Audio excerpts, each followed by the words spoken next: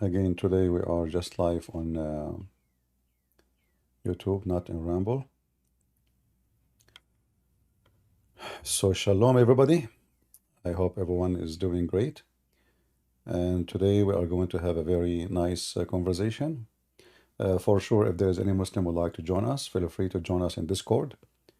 You will see the link posted in YouTube in case you are watching YouTube.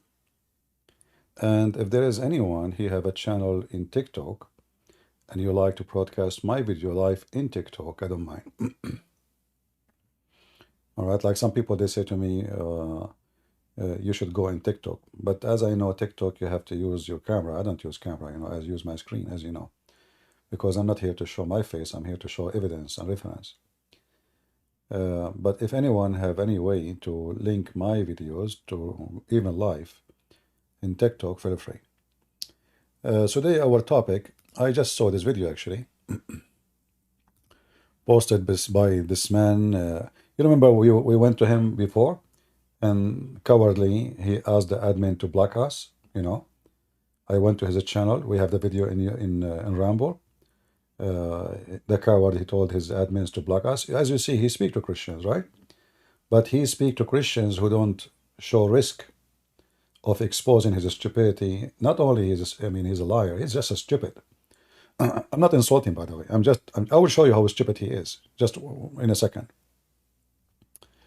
So we went to his channel, and I told him, just give me how I can join you. I want to join you, live.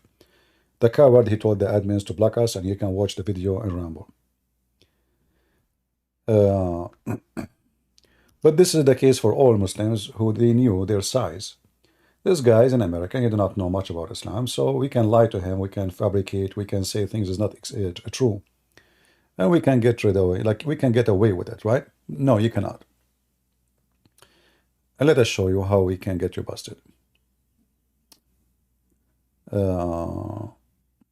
Please focus with me in the conversation in the chat, not on silly stuff.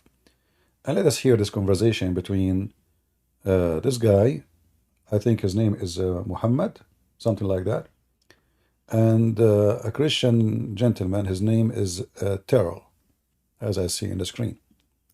Let us see how the conversation goes. And yourself? I'm okay.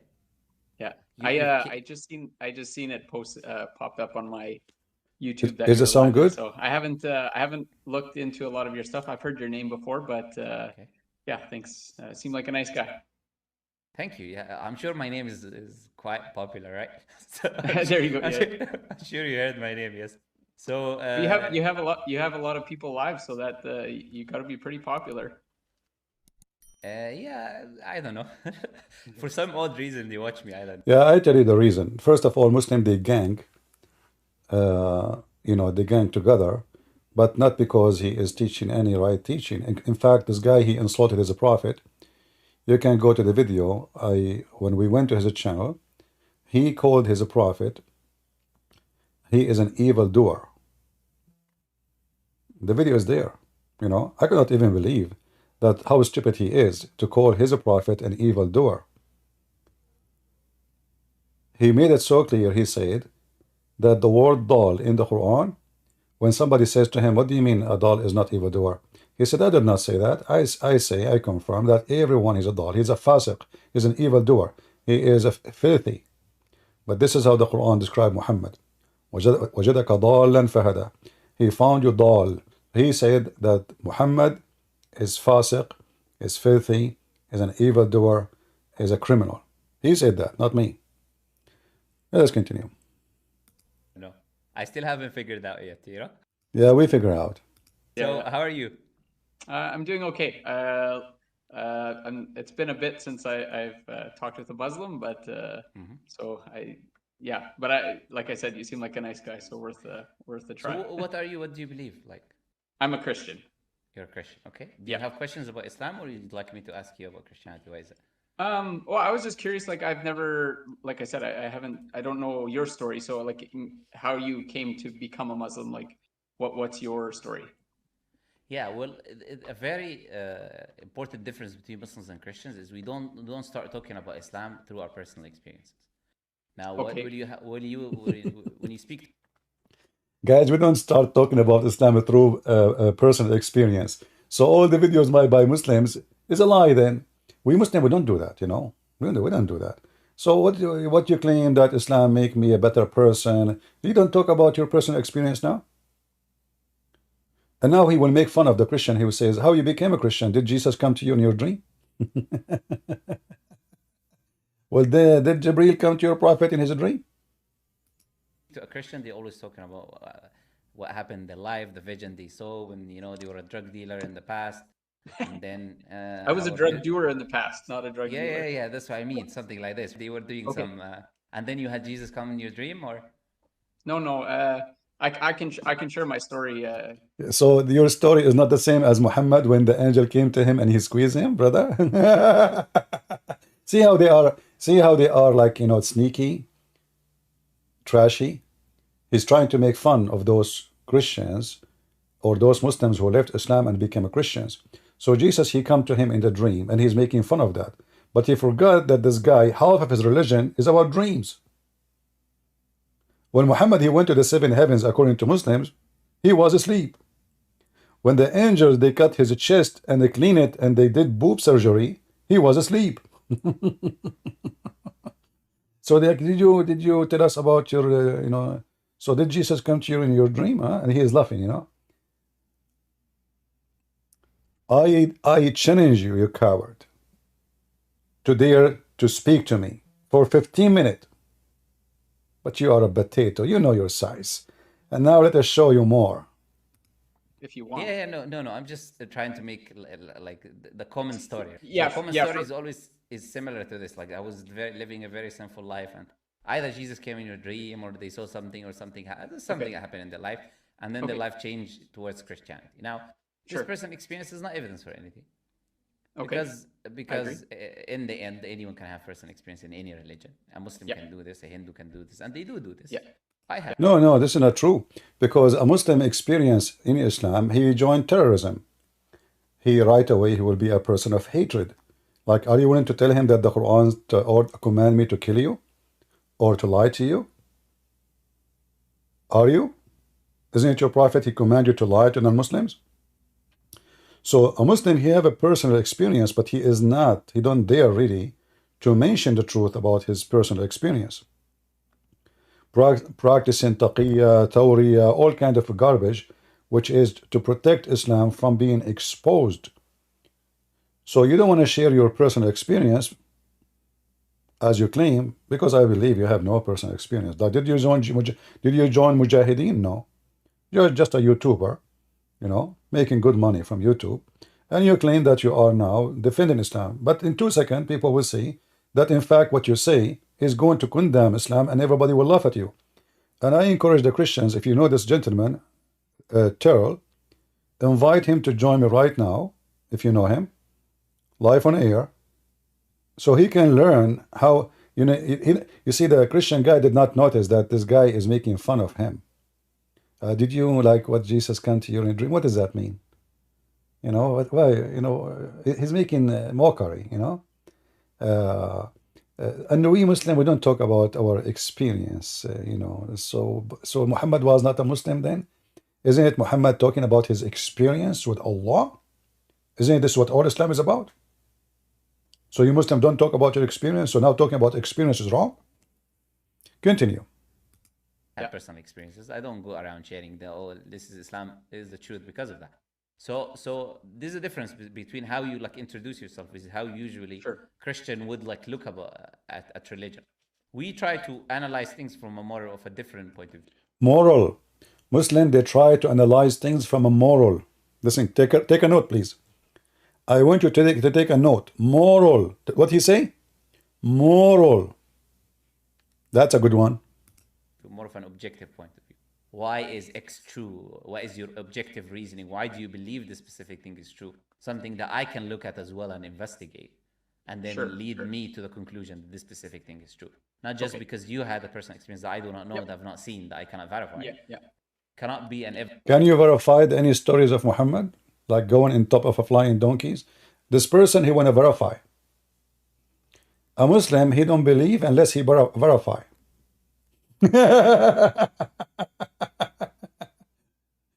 How Muhammad, who came 600 years after Jesus, he can verify that Jesus was not at the cross? This is what the Muslims, they are scientists. They go to the laboratory and they have to examine things. And then they believe. That's it. If they cannot prove it, they don't believe in it. No way. Muslims don't do that. The sun set in murky water, and there's a bridge, and there is a dam between us and the Gog and Magog, and the hail come from mountains in heaven, and women, they have a sperm coming from their ribs, and a man, he have a sperm coming from his back. All of this is verified, scientifically accurate. Evidence for me as well. So then let me ask you this then, because you don't seem like you're coming with the specific questions.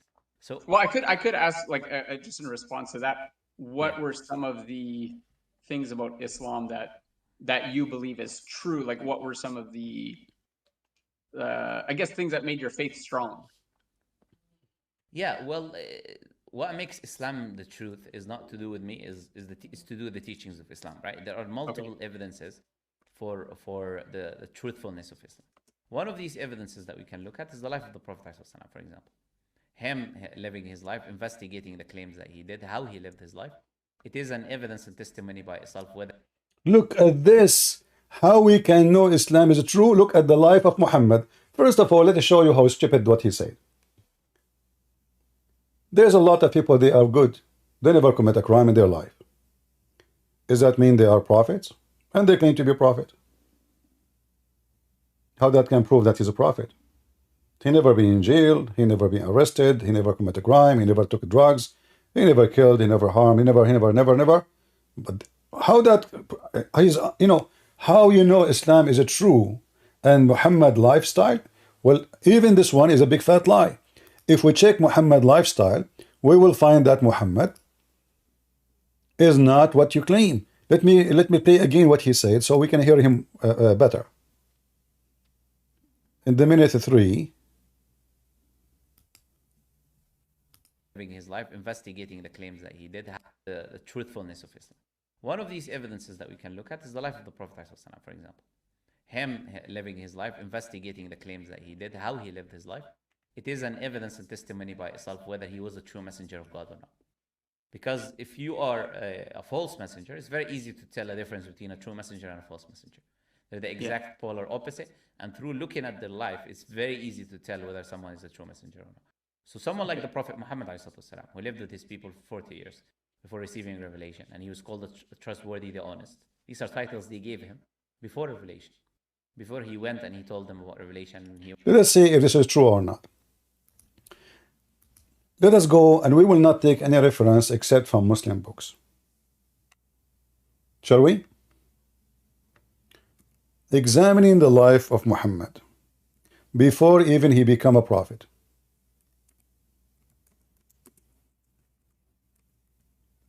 Again, if anyone knows this gentleman, the Christian guy, please invite him to join us live right now, if he can. If he is available.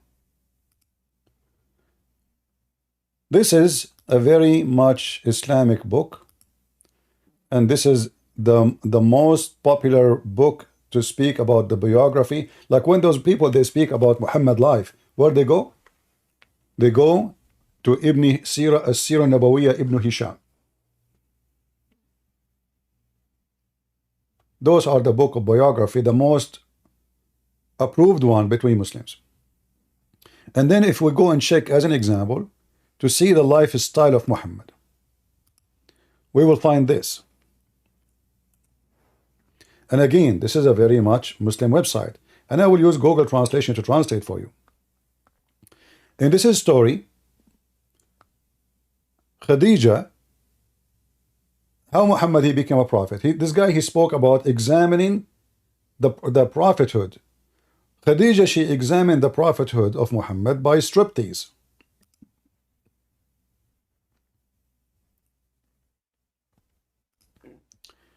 Imagine someone, they claim that he is a prophet of God. He himself, he sees someone in the corner. Like you remember, he made fun of seeing, did you see Jesus? Look what Muhammad was seeing.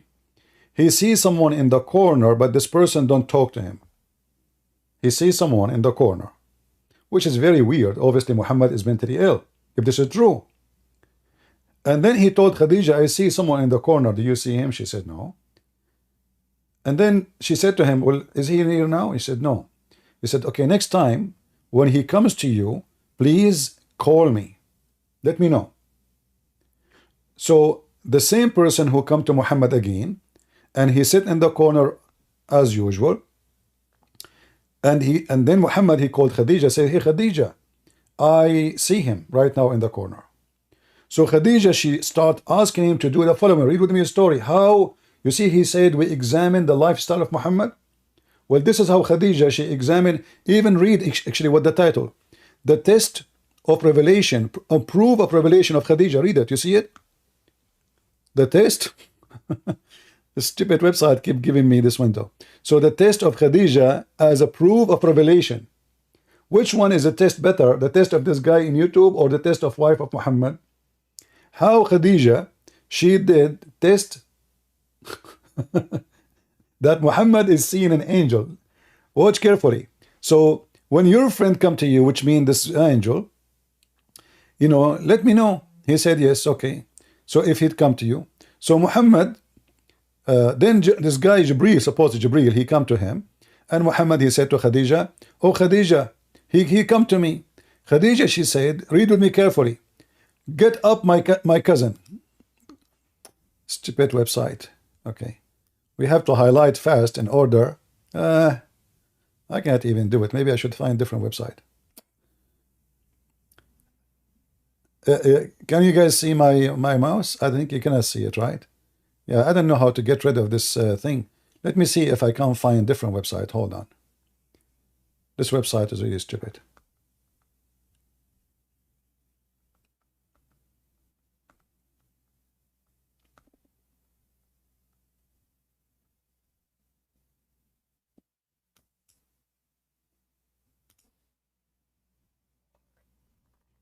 All right.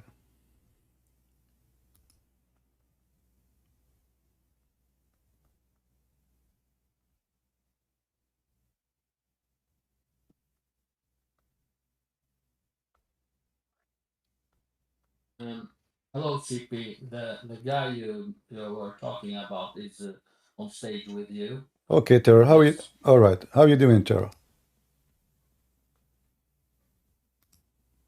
Hello?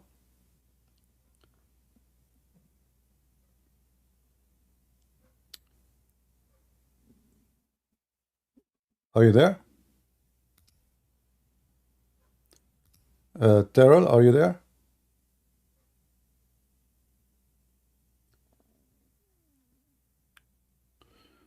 Well, you are not muted from my side. Let me know when you fix your issue. All right. So if we go here, instead of finding a website, you can read it, and I will post the link for all of you. So she told him to sit in the top of her right leg, her left leg. Hey, Muhammad, do you see him? No, I don't see. I see him, yes. Sit in my right leg, right thigh. Do you see him? He said yes. And then Khadija, she asked him to sit in the top of her, as you see. And she said, do you see him? He said yes, still. So now Khadija, she decided to take off her clothing. And now she asked him, do you see him? He said no. She said, the glory to Allah. This is an angel, not shaitan. So how Muslim they find the truth about Muhammad is a prophet? By the legs and the striptease of Khadija. You ask the Muslim how she discovered that this is an angel. They will say to you, well, because if he is a shaitan, he would like to watch sex. Have you ever heard of any prophet in the world? He proved, the Muslim, his religion proved that he is a true prophet through the legs of his wife. Have you ever heard? I mean, even Buddha did not do that. So this guy, he claimed that we Muslim, we examine, look at the prophet. But we are not done. Let me post this link. And if somebody can shorten the link and post it in YouTube, please, for people in YouTube.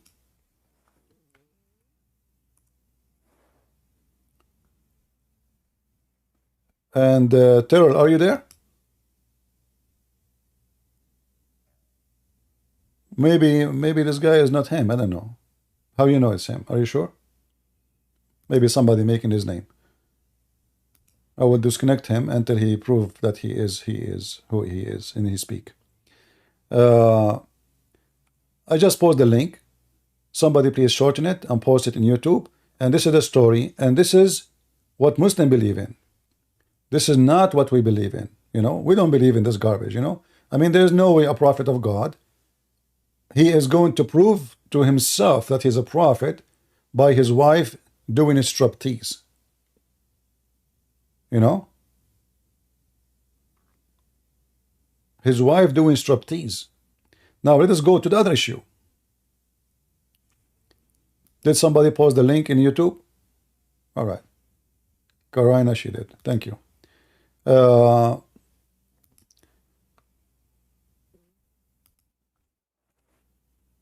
How Muhammad he married Khadija? You see, because he mentioned before Islam. Examining the life of Muhammad, he said that the Arab, they call Muhammad before Islam the trustworthy. Let us see the trustworthy. And again, we will not quote something from Christian website, from Hindu website, from, you know, we will quote it from their own books.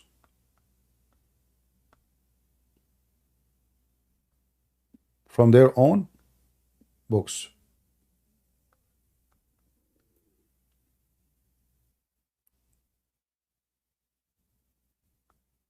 Let us see.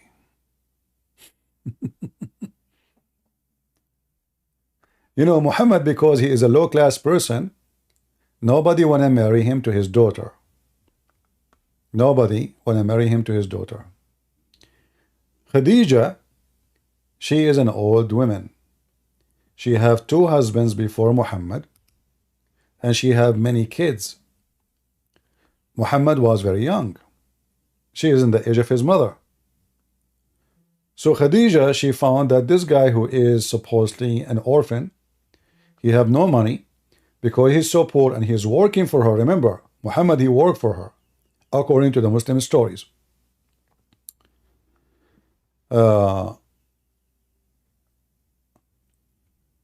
Khadija and Muhammad, they agree.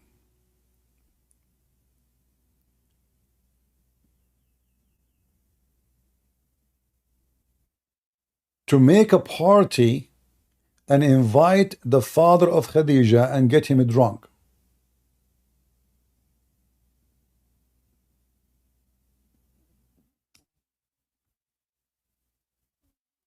She got what? She got her father drunk. When her father, he woke up, before he wake up, they took off his clothing and they made him dress nice clothing. So when the guy woke up, he said, why I'm wearing those clothes? Those are clothes I wear them for occasions. Like everywhere, you know, especially at that time, there is expensive clothing. You don't wear it for the dust and dirt, you know. You wear it only there's an occasion. So why I'm wearing those clothes? She said, oh, you forgot? Yesterday you married me to Muhammad while you were drunk. While what? While you were drunk.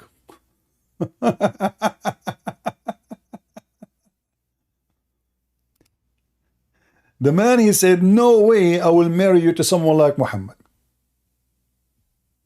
Let us show the reference. And I will post the link here in Discord, and please post it, shorten it, and post it in YouTube too.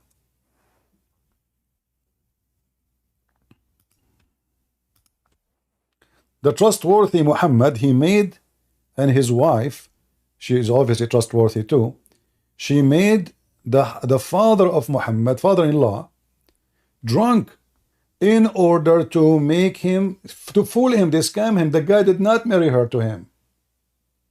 Read the story carefully. The guy, he did not marry her to him.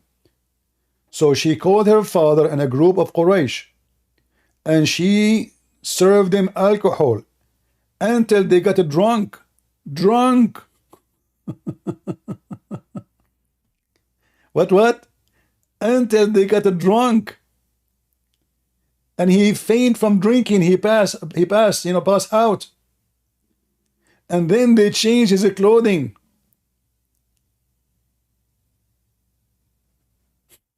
Do you see it? It's in front of you. The trustworthy Muhammad, his first marriage was by fraud.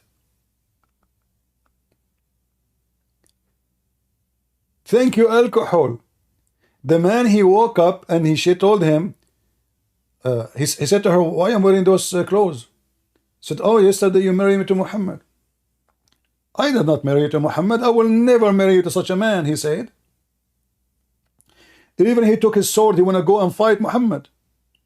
Khadija, she said to him, do you want everybody to laugh at you that you did what you did when you are drunk? That your daughter made fun of you? Do you want? She is blackmailing him. Imagine the daughter. This is how Muhammad, the trustworthy, he got married to Khadija, a woman in the age of his mother. Now the trustworthy, as this guy he said, are you there, Terrell? Are you there? Well, obviously this guy is not that guy, guys. Just don't invite him here. This is not him, obviously. If anyone wanna invite him, before you invite him, speak to him in private to be sure that he is what he claimed. Obviously he's not. He's just playing games.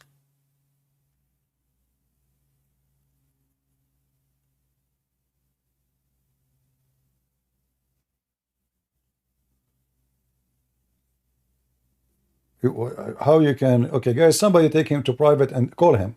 Somebody call him and see if he's the same person. If he is, he's welcome. So this is the trustworthy Muhammad. Now let us look at the trustworthy Muhammad, who married a woman in the age of his mother. Why he married her? She is rich. She is the second rich person in the tribe of Quraysh. She inherited the money of 2 rich men before her. We know the story of Muhammad when he encouraged his men to go and find little child to marry her because she will amuse you.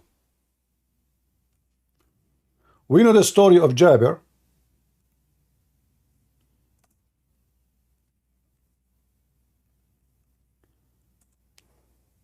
Jabir, he married a widow, not a woman in the age of his mother, no, just a widow. Muhammad, he condemned Jabir. He says to him, why you do that? Why you don't marry a child so she can play with you and you can play with her? Look at those hadith, all of them. What is the reason for Muhammad to ask the man not to marry a widow? Because it's more fun to marry a child, because you can play with her and she can play with you. And this is very authentic. Look how many times it's repeated, the story. Do you see how many times?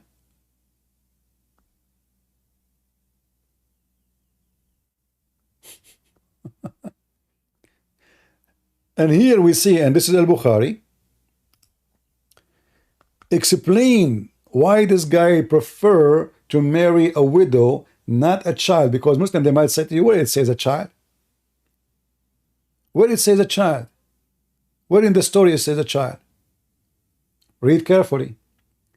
He said to him, my father died and he left behind. Can you hear me now? All right, I hear you. Go ahead. Okay, yes, thank you very much. It's good to speak with you. You're one of my heroes. Thank you very much, Tara. So, you know, I saw your video with this guy, and I was really laughing about the hypocrisy and the lies he just gave you. He said he was, by the way, he was trying to make a mockery of us as a Christian, if you notice, by saying, did Jesus come to you in a dream? Right? Yes. Yeah. And one thing, like when I went to, like, I was anxious before I went online, and I knew that I wasn't in a good space to debate. And I have, like, I've studied lots. I listen to you all the time. I was listening to you last night when I was working on my business. But I went into it anxious, and he sounded like a nice guy when I was listening to him online. So I said, oh, okay, he's live. Maybe I'll join him and just get to know him a bit, just to build a relationship. And then right away, he caught me off guard saying he doesn't talk about personal history, which I think is, I would take back what I said about that. I think personal testimony is very important as long as it's spirit and truth, right? But I was not in a good space for debate that day. Yeah, it's okay, but you know, the point is how many lies he gave to you. He mentioned that Muhammad, the reason Muhammad is a true, first, we look at his life. Well, here we go. We are showing reference about life of Muhammad. The life of Muhammad, marrying a woman, she is in the age of his mother, by making the father of Khadija get drunk. And as you see, this is not our books. None of this is our books. This is Musnad Ahmad. This is Imam Ahmad. So, this is the founder of a big Islamic sect in Islam. Hundreds of millions belong to him. So, this is how Muhammad, he married Khadija by a fraud. They made the man get drunk. They invited a bunch of people. They made them go drunk. When he is asleep, they change his clothing. When he woke up, he says, why am I wearing this? She said, you marry me to Muhammad. He said, no way I will marry you to Muhammad. She said, do you want Quraysh to laugh at you? That this is happening when you are drunk? And here, this is the story. Look what she said. Look at the good woman. Look how good Muhammad is. She said to her father, ashamed, and what make yourself foolish in front of Quraysh? Tell people you were drunk. She is scamming the father. Look how filthy Khadija is. Now we know Muhammad, he married who? He married a scammer. What kind of woman? She made her father drunk. And you know, if the Muslim will say to you, this story is da'if, you know, this is stories are written after filtration of filtration of filtration. And why the Muslim, they will write a story like this about their prophet? Well, yeah, and like I said, I've listened to you a long time. There's endless stories. I didn't like, that was my thing. I was a bit reserved when I went there because I wasn't interested in just whatever. I find sometimes I just go 100% truth, and then people kind of whatever. I just like, I'm right and you're wrong, and then. But in this situation, there was no. Yeah, he just kind of cornered me. So right off the bat. Well, let us see how he cannot corner you, my friend. I want you to call him back and get him busted, and tell him if you are brave, speak about the same topic with the Christian Prince if you're there. However, I'm here to go ahead. Yeah, I was just gonna say, like, he brought up something about Athanasius, which was an early church father, but like the way he did it was, and it kind of goes exactly with the title of his video that he posted. Like, it's a complete lie what he said about him picking books. Hold on, yeah. we will go there. We will go there. But my friend, next time when somebody mentions those books to you, right away says to him, "Do you accept them yourself?" Yes. He would say no. Yeah. So, okay, so he was a question, how you know they are not true, right? You said to him, well, yeah, he was saying that. Yeah, you said to him, your prophet is quoting stories from false books. He says to you, exactly. How do you know they are true? I studied it right after, and like he's quoting from the false gospel of Thomas, the infancy gospel, where Jesus makes clay bird, which is false. Right, and not only this, you should ask him, okay, do you yourself to accept those books? Are you saying they are correct? He will say no. So you just, I mean, this is how stupid he is. Either the book is true or the book is false. And if you agree with me that the book is false, that means your prophet is quoting a story from a false book. Yeah, and that's exactly, I've been actually waiting for him to be live again because I want to respond to all those things. And I'm like, next time I go, I'll be more, a little bit more like you when I respond to him. You have a channel yourself? Yes, but I haven't posted lots. But I have joined a few different live streams with Muslims. Okay, I want you, if you don't mind, I want you to download this video from YouTube and post it in your channel, so people will love. Okay. So yeah, people will love, and then you know, look at the Quran. This is the Quran, the life story of Muhammad, the companion of Muhammad. They accuse Muhammad of stealing an underwear. How he is a trustworthy. Imagine the disciple of Jesus. Imagine Peter. God forgive me for saying that. Imagine Peter accusing Jesus that he stole a piece of clothing. You know, this is the trustworthy. Why the companions And look at that false translation, dishonesty. What is dishonesty? It says Yaghul is not for a prophet to steal. They accuse him of his stealing. And who is the one accused Muhammad of his stealing? Muhammad companions, the best of Muslims. The one who collected the Quran. Allah could not collect the Quran. The companion, they collect the Quran. Look at this madness, and you read the interpretation, and you will see that Muhammad accused by his followers of stealing. What about Muhammad going to his own son's wife when she is in the house of the husband, and she flirt with him? He flirt with her, sorry. And then Muhammad make a verse in the Quran saying that Allah told him to take this woman who is still married. This is the trustworthy? Yeah, exactly. There's endless response. Like things you can't condemn Jesus of anything. He's perfect. But then Muhammad, there's endless things. Not only that. Now, if we go, let us play the video a little bit. Listen to it, and we make more comment. He went and he told them about God. Yeah. So this was his life in the beginning. I guess one point about that is like, I know there's some Quran verses that talk about Muhammad and being like just an ear, like he's just repeating things he's heard, like stories he's heard. So stories like the sleeper in the cave, or what's another one? Like Jesus making a clay bird and then making it come to life when he was a kid, or speaking from the womb. Like those are stories that were like known stories after. So something like me as a Christian, if I see a story like that, like I don't believe those stories, like certain ones like that, because like they were known like stories. They were just made up stories like later years after. So like that would be like one of the, I guess, a challenge I would have with like, I guess with that, yeah. Well, that is not what the Quran is referring to. So when the people say Asatir al-Awwaleen, you see, look how the deceiver he played. You said to him, the Quran saying he is an ear. He answered about the legions. This is not what you said to him. Now you said to him, they are saying that Muhammad is an ear. He believes in whatever people say to him.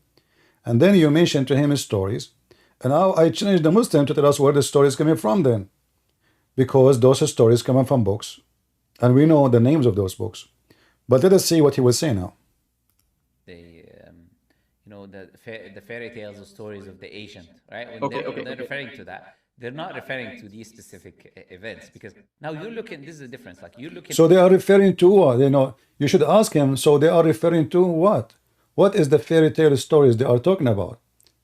And how Muhammad is a trustworthy, as he said. Yet the Arab accusing him to be a liar, because this is what it's meant. When I say to somebody, this is nothing but fairy tales, that means I'm telling him, you are a big fat liar. Correct? Are you with me, Terrell? Yes, yeah, 100%. And the thing is, yeah, like I said, I was very overwhelmed going into it even before, like even though I didn't even see that. I struggle with anxiety sometimes. So then when you're anxious, you can't really think straight. So I was definitely not in a mood to argue with him with that stuff. But now I feel much more confident, and I actually challenged him to a second conversation. Challenge him to dare to speak to me for 15 minutes if he have the guts in his channel. If he have the guts, he will never dare to do so, because he knew his size. Yeah, next time I'm on with him and I see that you're around, then I'll message you right away. Yeah. And, he said this is not what it is. This is the fairy tales. But why the Arab, they are saying to Muhammad, this is nothing but fairy tales, but he is a trustworthy. You don't say that to a trustworthy. You say that to someone you accuse him of lying. If I tell you right now, I was flying in a flying carpet. Yes. And you say to me, this is nothing but fairy tales. Isn't you saying to me, you're a big fat liar, stupid? You're accusing me to be stupid. You're accusing me to be a liar. You're accusing me to be a fool, believing in stupid things. If this is so, if I say to you, this is true, it happened, well, that's confirmed that either you are a big fat liar because you never saw it, and it's funny. And look how many times the Arab, they call him, this is nothing but the fairy tales. Look how many times. So when they say that the Arab respected Muhammad, well, it doesn't appear here.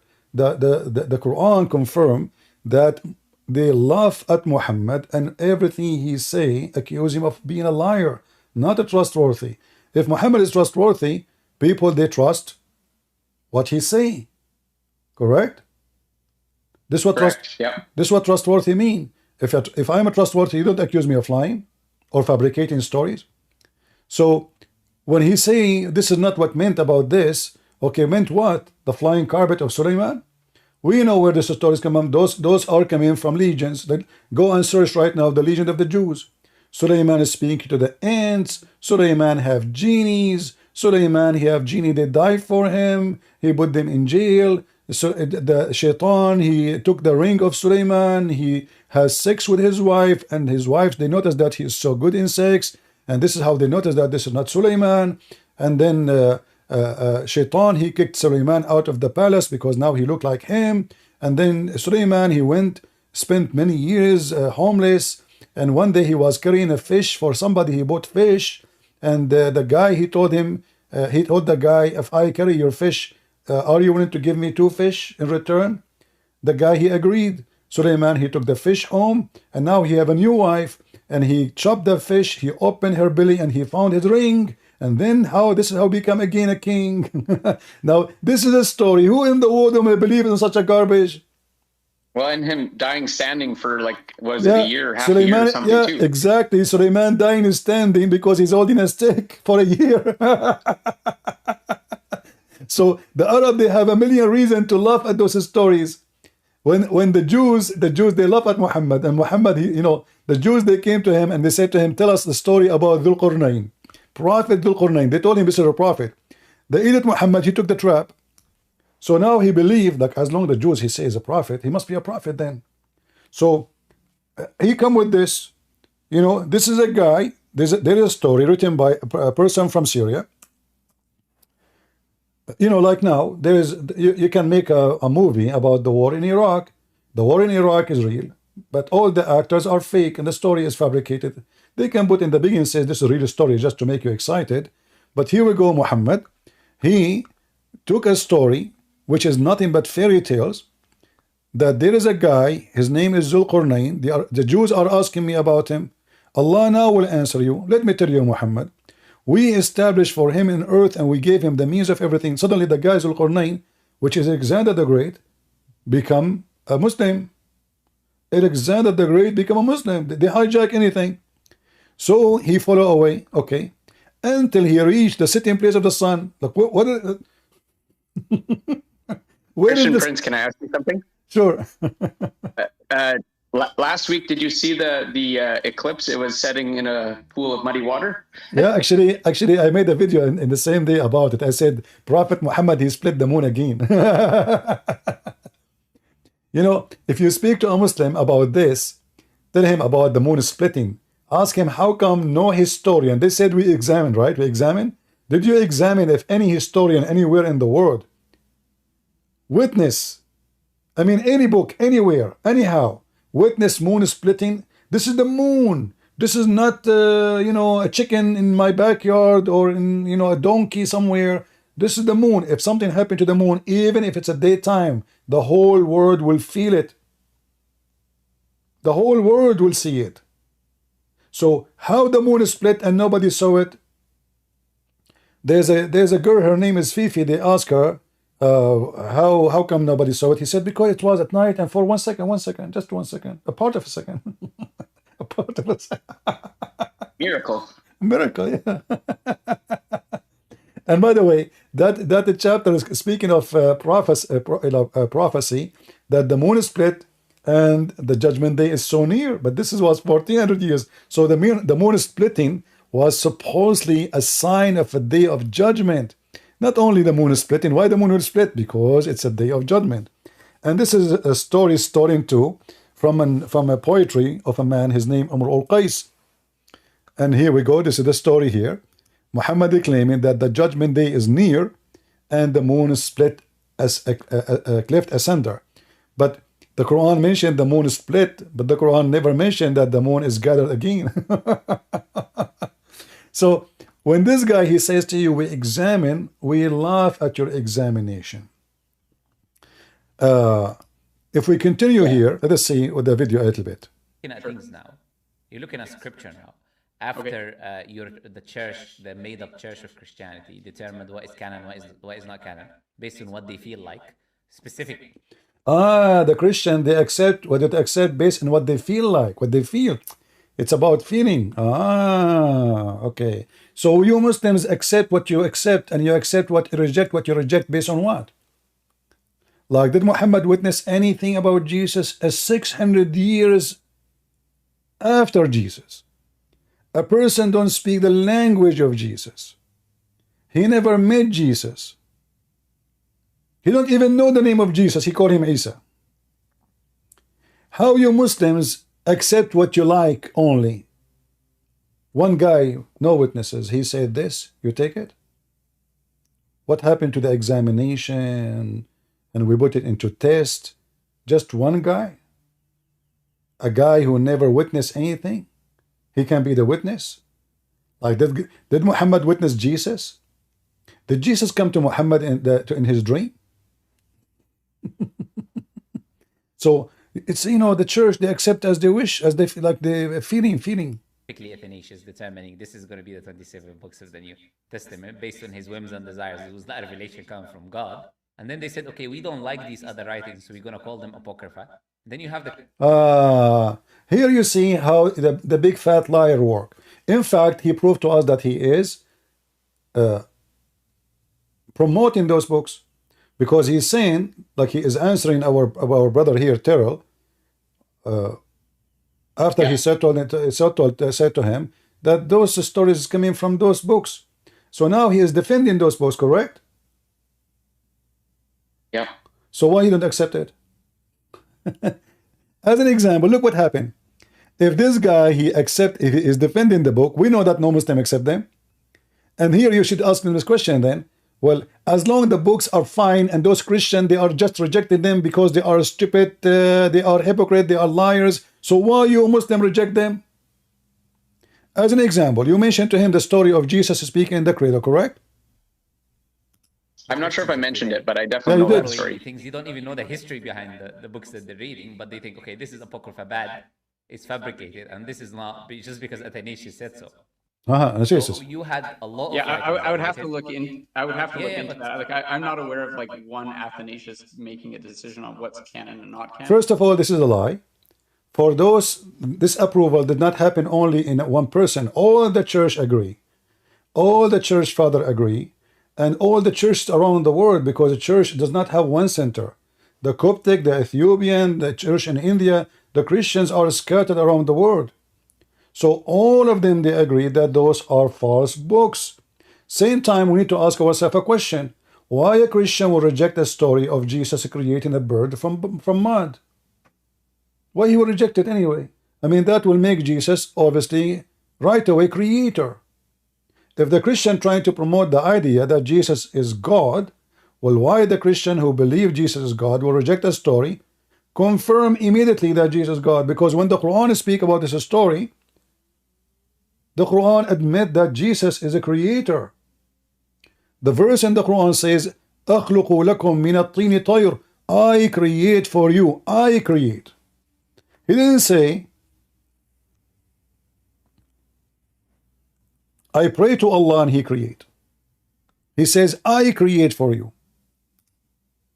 The Muslim, they will say to you, it says that this is a miracle from Allah. No, it's even if it's from Allah, still Jesus is the one who create. I create for you. I design for you. And I create for you. In Arabic, in fact, doesn't say design, by the way. It says, Inni akhluqu lakum. You see, the translation is false. In Arabic, it says, Inni akhluqu lakum min at-tini kahiyat at-tayr. However, as long he is defending his stories, well, let us then check the story. The story in that book about Jesus, this is the child Bible, it's called. There it says that Jesus, he spoke to his mother, and he said to her, I am Jesus, the Son of God. So do you accept the story? if you go, yeah. And as a Christian too, like if Jesus is creating, that's something only God can do. So as a Christian reading a story like that, exactly, that just shows Jesus is God. Yeah. So why we will reject it unless really must be rejected? Christian will not reject that because the Christian believe that Jesus is God. So if the Christians are just people who, in fact, this is confirmed that Christianity and Christian, they are very serious about their faith, and they reject even what make Jesus more to believe that he is God. Otherwise, there is no reason. In fact, all those books, by the way, he is defending those books, but all of them, they agree that Jesus is God. Like the story here, it says, when Jesus spoke in the cradle, he says, this is in the book, it's called the chief of the priest. The chief of the priest. I think his name Jesphos, I don't know how to say the name. So the chief of the priest, and in his book it says that a man, he said he said, let me try to remember. That Jesus spoke in the cradle and said to Mary, his mother, and now we quote, "Verily, I am Jesus, the Son of God, the Word which thou hast born, according to the angel Gabriel, gave thee the good news, and my Father has sent me to for the salvation of the world." So, do the Muslims agree with this? He will say no. So why you are defending this book? Why you are saying the Christian, they reject and they accept as they wish? The Muslims always, they take advantage of us only if we are not knowledgeable. You know, I want all Christians, including my brother here, Terrell, when a Muslim, he says something, stop him. Take your time, think carefully of what he is saying, not in the respond only. Listen, take carefully for what he say. First of all, you should say to the Muslim, do you yourself accept this book? If he say no, say why. He will say because it's corrupted.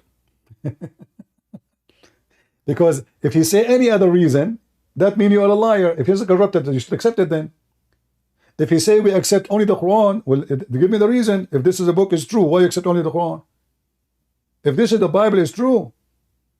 So either this book is true and then you are defending the book because you accept the book, but if the Muslims reject all those books, which is rejected by the Christians, so how in the world this guy lying saying the Christians, they reject them for no reason except their feeling, and they like what they like and they accept what they accept? Yeah, and that's the thing, is it took me like 2 seconds of took me like 2 minutes of study to realize why, like what he was twisting. Like they weren't rejecting the known canon of scripture. They were rejecting false books, like we said. So it takes 2 seconds to find the truth. You just have to search for it for a couple minutes after they make a claim. I want you to take notes. When a Muslim, he says that your Bible is corrupted, tell him, is that according to Allah's will or against his will? And you will see right away the Muslim making poo-poo in his pants. Because if the book which sent by Allah, remember, supposedly the Injil, which is supposedly the gospel sent to Isa by Allah. So was that book corrupted by the will of Allah or against his will? If the Muslim, he say this is according to Allah's will, that means the one who corrupt the book is Allah. That means, and it's his fault that there are Christians. Huh? And then it would be Allah's fault that there are Christians who believe in that. Yeah, not only this, Allah is the shaitan, because the one who corrupt the word of God is satanic person, whoever he is. So if Allah is corrupting his own word, that means he is the only Satan. Plus, he is deceiving. Plus, don't you know that when he corrupt this book, he will make 3 billion believe in Christianity? Plus, why you do that? In the top of that, what is my problem? This is your problem, Muslim, now. Because if this book is corrupt, that means your God, he is incapable of preserving the book.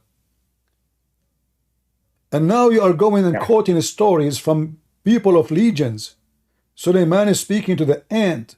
I mean, what is the point of this story? And you know, if you go in the Quran, just to show you how stupid the author of the Quran, Allah, he told Sulaiman he taught him the language of the birds. Sulaiman speak to who? To the ant.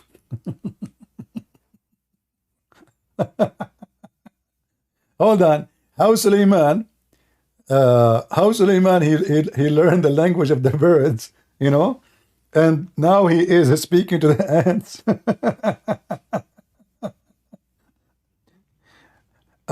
Obviously, according to Muhammad, the ant is a bird, and this bird, I mean, I don't know what is the point of this story except fictions and stupidity. Like the Quran is all of look at this here.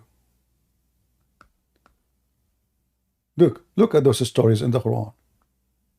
Madness. And Sulaiman inherited the knowledge of Dawood. Have you ever heard of somebody inherit knowledge of his father? How you inherit it? You inherit knowledge? This is what they're saying in translation. He said, "O mankind, we have been taught the language of the birds." 2 verses after, Sulaiman is speaking to the ants. And he heard the ant speech, but ants are deaf. Some they might argue, says an ant, they have communication, they can talk. False. Communication is different from talking. Talking in the language is when you say, you know, like when you say something by voice, by your lips, not by receiving waves in your brain. This is not communication, is not talking. In Quran it says when he heard her speech, he smiled, he amused at her speech. So the ant, she was making a speech. But ants, they communicate only by chemical and vibration. Vibration, they touch each other, the body of each other, they vibrate, knocking at the body of each other. So they feel the vibration, not the sound. But the Quran saying that Sulaiman, he heard her speech and he was amazed by her speech. This is how stupid the Quran is. Let us continue a little bit with the video so we can laugh more. Yep. Yeah. This is basic knowledge that are written in Athanasius' work himself, by the way, in his letters. You can right now, actually, if you Google this. Yeah, if you Google, you will find that he's lying. Did Athanasius? It will take you 2 seconds now. Did Athanasius determine the New Testament? You'll probably get the answer but that's what I'm saying. These common basic knowledge, ABC knowledge, Christians are not even aware of. You're just proving the point I was making, is that Christians don't even know the history behind the scriptures that they were reading. So you can read. What does it say? 1 second. I didn't know how to spell Athanasius, so it's a bit of a I don't know how to spell time there. Yeah. You don't even know the name of like one of the. Yeah, we don't even know the name because it's not important, you stupid idiot. Why even it's important for us to know the name? This is not the reason for us to reject those stories or not. All the churches refused them, not only one guy. You are a big fat liar. Why? He was the Pope of all the Christians? He was the only leader for the Christians? The Christians at that time, they are scattered. They are not collected in one place. You see, not like today, you can text somebody, he lives in China in 2 seconds. There's no communication. All the Christians around the world, they rejected those stories because simply the date is wrong. As an example, the Muslims, they keep talking about a book, it's called Barnabas. But they don't accept this book. They say even the name of Muhammad is there. But that book is written obviously more than 800 years after Jesus. And it's very easy to know that it's very false and very funny. The word is wrong. The language is not right. The locations. One other thought I had too after he's talking, Athanasius was in the 300s or 400s, and Muhammad came like in the 600s, and he was affirming the book that the Christians had. So he's actually saying that, Athanasius was wrong in what he did, but yet Muhammad confirms what Athanasius did. But it's not this guy who rejected them. All the Christians rejected them because you see, as an example, the Coptic Church is independent. The Syriac Church is independent. The Assyrian church are independent. Chaldean church are independent. They have different leadership. They have different language. They are different ethnic, different nation. They are not communicating with each other. Until now, they are independent. Like the Coptic, they have nothing to do with any other church leaders. They have their own pope. They have their own books. They have their own church fathers, and for them they become Christians through this is what they call them, the Marcosian a church, because Mark is the one who went all the way to Egypt and he introduced Christianity to Egypt, and then all they convert to Christianity. So it's not one person, it's not two person, it's not three person, is all the Christians reject those stories. Same time, the top question is, and this is what you missed to ask him, do you yourself accept those stories? Do you yourself accept those books? You will see right away he will say no. If you speak to him again and say, ask him, I'm sure he's going to watch this video. Do you accept those books? What he will say? He will try to escape the answer. He says, we accept only the Quran. Say, no. You defend those books. You said the Christian rejecting them just because of no proof. Just one guy, he said that. Do you defend it? Is that because they are true books or they are false? If they are false and you don't believe in them, why you are blaming the Christian not to believe in them? Not a single Muslim agree with them. In the top of that, look what the stupid Quran says.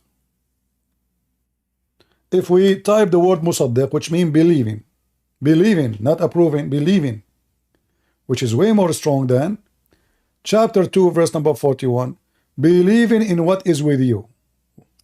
Chapter 2, verse number 89, believing in what is with them. This is when? This is 600 years after Jesus.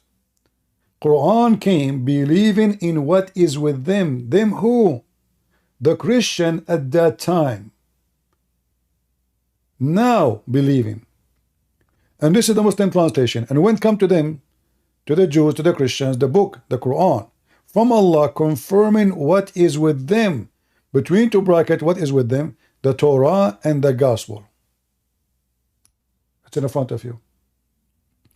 So here you need to ask yourself, why does stupid Quran confirm what is with us, not confirming the stories of Jesus creating a bird? Because what with us is not those stories. Those are already rejected, right? He mentioned to you a name exist long before Muhammad. So if they are rejected by the Christians, why Allah confirming the book with us? So all the stories, I mean, they are a big fat liars. But I want all the Christians to remember one thing. There's certain questions you should ask them when they speak about corruption. Say to them, isn't it this book is sent by Allah? If it is, why Allah allow it to be corrupted? If he say Allah did not allow it, that means Allah, he lost. He did not allow it to be corrupted, but it was corrupted. So Allah cannot be God.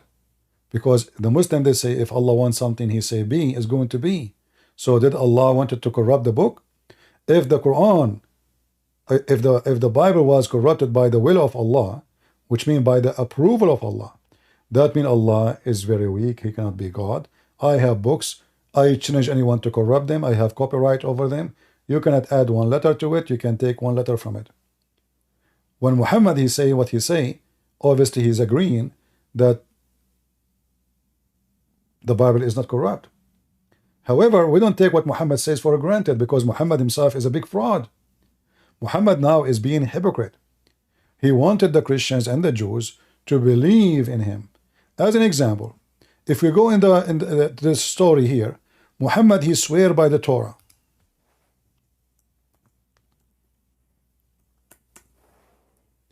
You ask the Muslims, why Muhammad swear and take an oath by the Torah?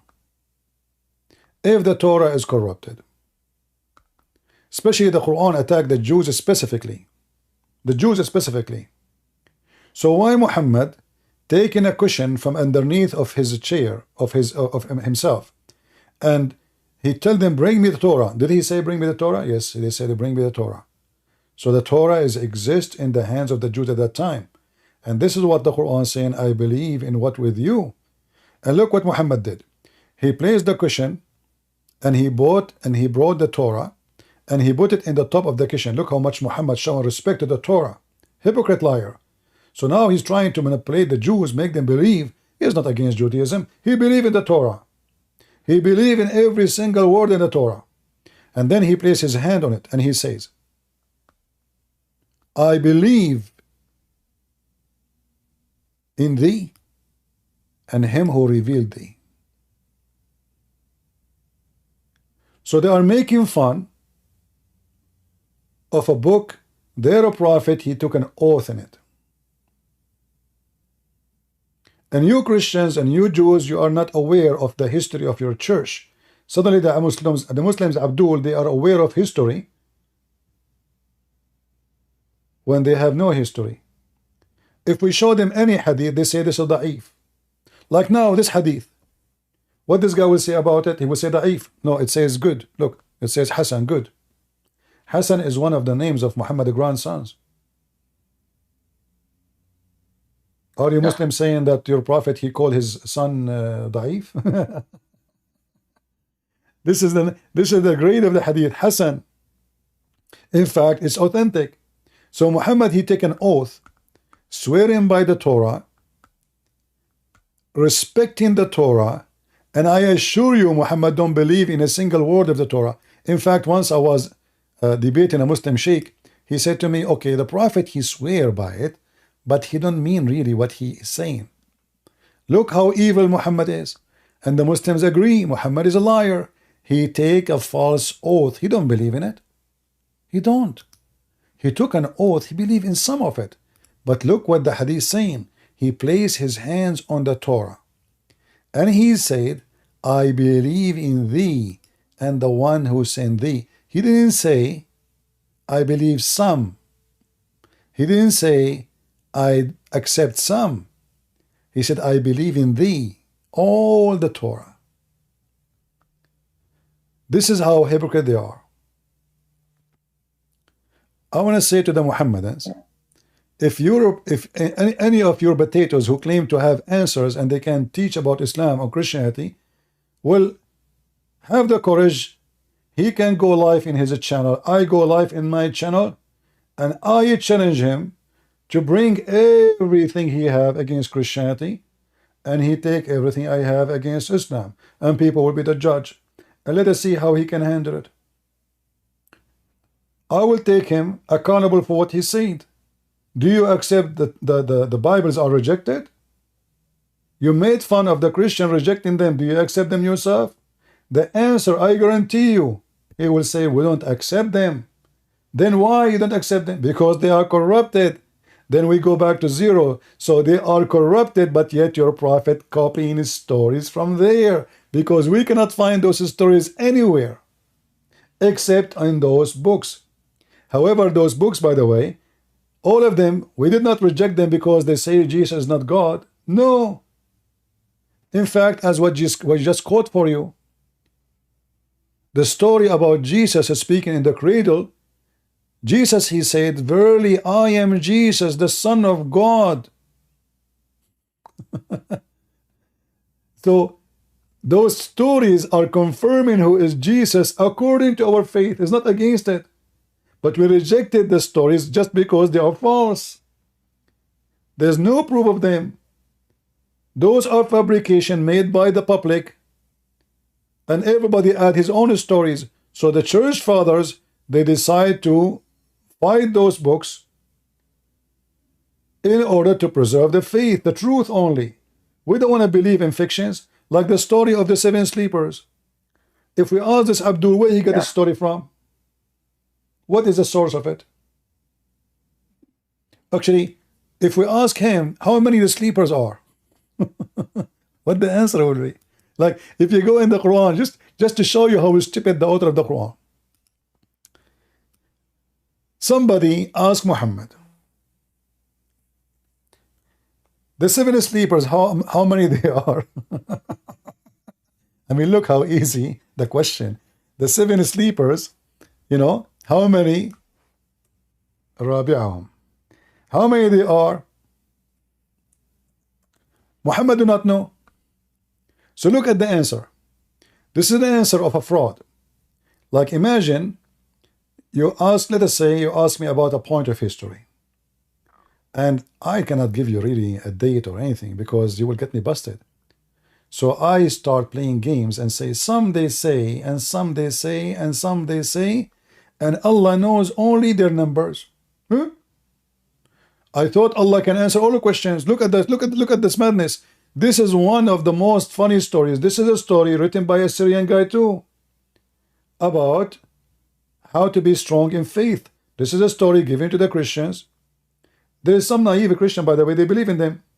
But this is a fake story about a group of Christians. They've been discriminated. They want to kill them because they accepted Jesus. So they went to a cave, and then in the cave, God, he sent an angel and he opened his arms. And look what happened to the story of the angel. Muhammad, he was not able to copy the story correctly. The word is not kalbahum. The word in the Aramaic, this is coming from the Aramaic language, and in Arabic written as kali'ahum. Kali'ahum mean their protector, their provider. So the stupid Muhammad, he switched the word kali'ahum to kalbahum. All of us, we knew, according to Islam, dogs are filthy, najis. If you touch a dog, actually, you have to wash your dish 7 times. If a Muslim have a dog in his house, Allah will take his deeds to the point you might be minus deeds. From every day in your life you have a dog, Allah will minus your deeds. So how come now suddenly the dog is with them? This story about an angel opening his arms or his wings to protect the 7 sleepers. According to the stupid Muhammad, the dog, he opened his arms, but dogs don't have arms. Hey, Muslims. And go ahead. I was just going to say, in that, when I jumped on that conversation with the Muslim Lantern, the conversation just before that was about, he was talking about when dogs are allowed and not allowed. Like you can have a dog for hunting, but it can't be in your house. It was just like a bunch of what do you call that? Like superstition stuff. Like you can't have a dog in your house. The blood. I just thought it was funny what they were talking about, what's right and wrong. Don't have a puppy in your house, and just think it's funny. Yeah, supposedly, what kind of God he will take your deed away because you have a dog? What the problem?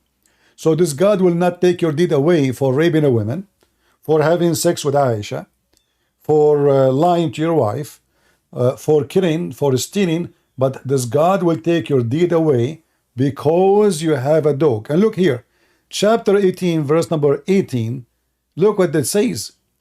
By the way, this is a false translation. It says, and the dog stretching forth his 2 forelegs. This is false. In Arabic it says, Basitun dhira'ayhi. He opened his 2 arms. Hey Muslims, when the last time dogs they have arms? Any Muslim can tell us?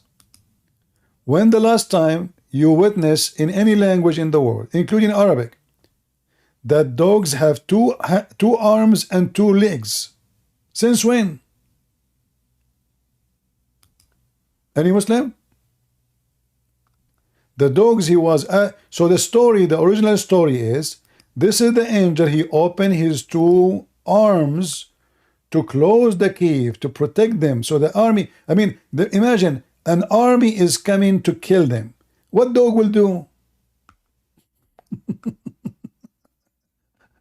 Even when Muhammad, he steals a story, he is so stupid. A dog is protecting them from an army?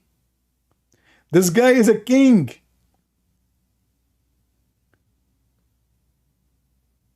This guy who's coming after them, he is a king. He sent his army. And then the dog in the front of the cave is going to stop the army? What kind of dog this dog is? It must be a Chihuahua. Because Chihuahua are very aggressive. So when the army gets so close, The Chihuahua, he went so crazy. And the army, they run away. I mean, the Chihuahua in the door? No way, we cannot get closer. Watch out for the Chihuahua. And look at the translation. Look, stretching out his bows. Where it says bows? Muslims, why you are lying? In Arabic here it says ذراعي. Let me use Google translation. Hold on. Here we go. I will use Google translation. I will highlight the word. Arms. Arm.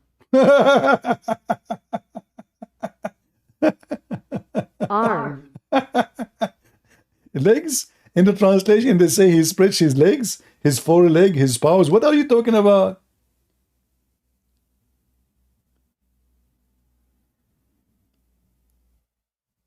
Christian Prince, it's been really wonderful to talk to you. It's been a kind of a dream come true, honestly. I do have to get going if that's okay. All right. Okay. Right. Okay. Don't forget to download the video and post it in your channel. Let everybody laugh at this guy, is this liar. Yeah, I will do that, and I'll put a good title on it too. Thank you very much. All right. Take care. Do we have any Muslim would like to join us? Any brave Abdul would like to join us? Here we got you busted, Muslims. You have no religion. You have no God. You have no angels. You don't even know what the angels mean. Like the story of Jibreel. Where Muhammad got it from? The name of Jibreel. Listen, Muslims. If Allah, He wrote the first language in His chair is in Arabic. Why all the angels of Allah, their names is not Arabic names? Why the word El is not part of Allah dictionary? As an example, when you say Jibreel, what Jibreel mean? Mikael, Israel, El. Okay, how come El is not part of Allah religion? Because Muhammad is copying a foreign language and foreign religion, and he put it in his book. He hijacked everything. This is why if you ask a Muslim what Mikael mean, no Muslim knows. Okay, the Quran says Israel. What Israel mean? Any Muslim knows? If you remember that he was making fun of the Bible in debate. He says your book is speaking about God. He is wrestling with Jacob. You see, the Abduls, they are making fun of a story approved in their book. How we know? Because the name Israel is in the Quran. Look at this. So if you Muslim laugh at the story, why Jacob, his name became Israel? Any Muslim can tell us?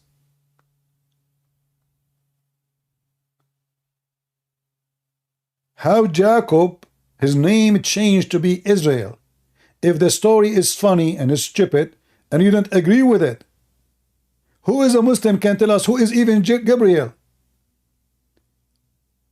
Who is Israel? Like the Quran suddenly speak about Israel. Don't tell us who is Israel. Who is Israel? Who is a Muslim can show me from the Quran who is Israel? Any Muhammadan? This is how stupid the Quran is. Shouldn't you introduce for us first to say who is this guy first? Who is Israel? Nowhere in the Quran it says that Jacob became Israel. The Quran have time to tell us a story about the ant speaking to Suleiman. Suleiman have a genie. The genie, they died for him to give him diamonds and rubies. The wife of Suleiman, she killed the king who was going to sleep with her by using high heels. High heels? I mean, at least make the story a little bit, accept like a knife. A woman, she cut the head of a king by his bare high shoes. What kind of shoes those are? Ski shoes?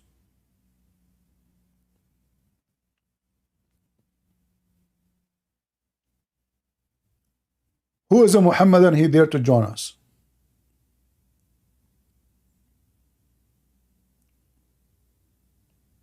I mean, trust me, I believe that women, they can kill you in any way. I mean, they can kill you by shoes, by the, the kitchen stuff, like, the thing she grabbed it for the soup.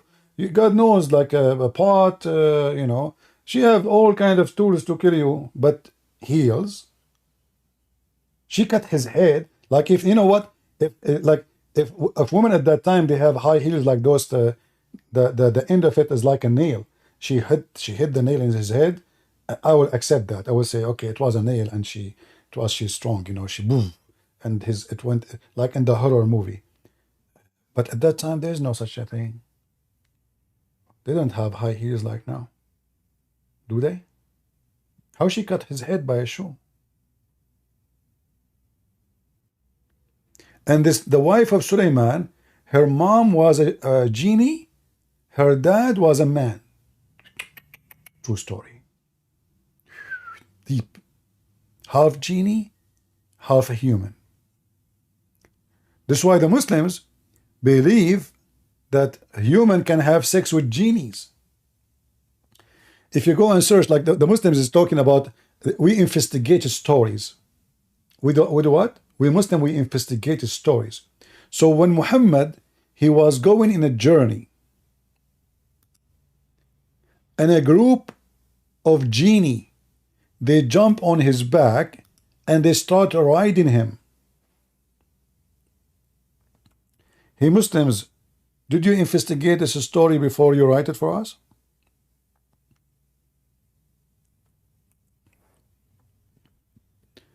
And those genie, they were black.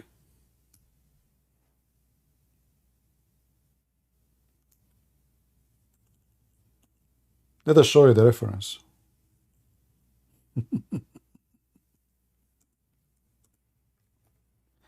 And as always, there's no, I mean, the story supposes there was a guy with Muhammad.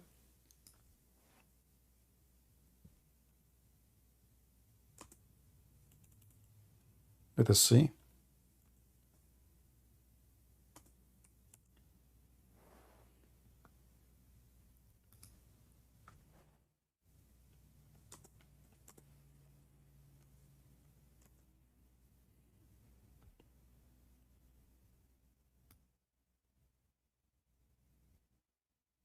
Let us show you. A group of a black genie, they rode the Prophet of Allah all day long, all night long, sorry.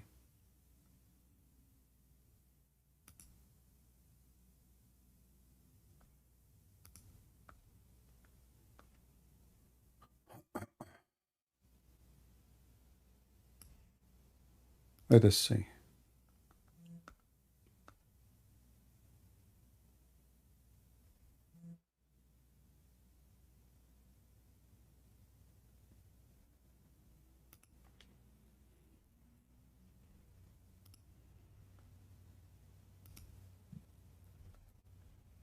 Let me show you, and I will post the link for you.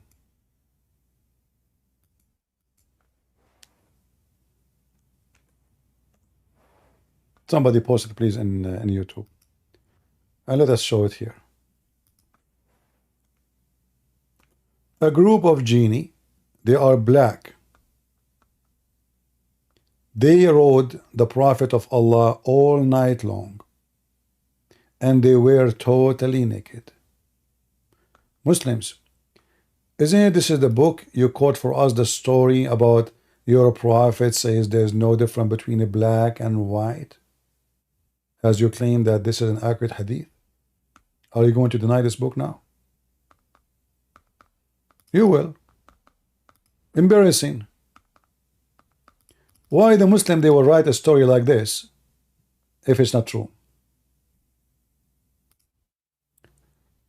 Musnad Imam Ahmad, volume number 1, page number 399, hadith number 3778. A group of a black genie, according to Muslims, not to us, they rode the Prophet of Allah on his back all night, to the point Muhammad, he was He came back by the morning. He cannot even move from pain. Is that true, Muslims?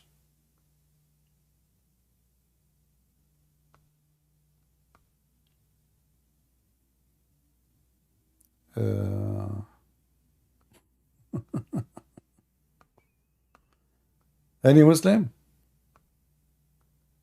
Is that true? Let me see to be sure that this is a story. Okay, hold on. This is the story. Yeah. But maybe the translation is not too much. Okay, it says,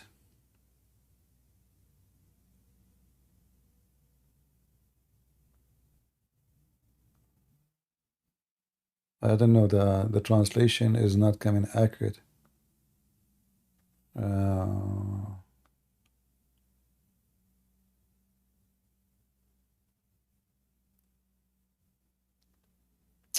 Right in the top here, it should say,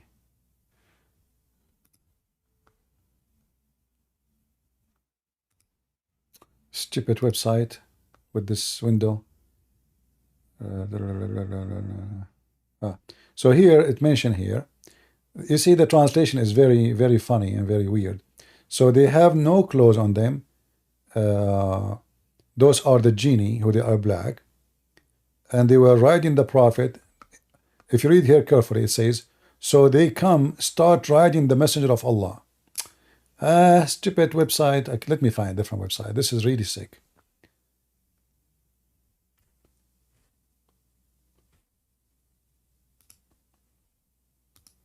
Let us see if I can.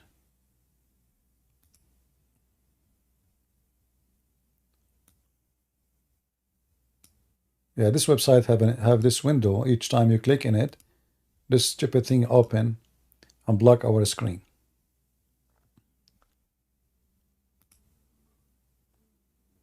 We will find different website. Give me a minute.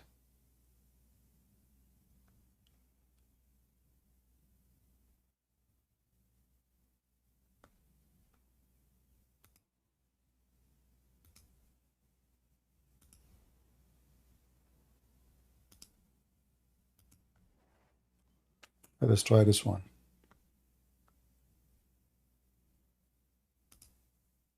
Yeah, this one have this window too. Anyway, you know, I will post the link for you, and you guys use your Google translation from your side. So they rode Muhammad. They rode him all night. Muslims, why Allah allow the black genie to ride your prophet and they are totally naked? Do you know what does that mean? When they say they rode your prophet, they sit where exactly? Let's try this website. Any Muslim can tell me? The genie, they rode on him, they sit where?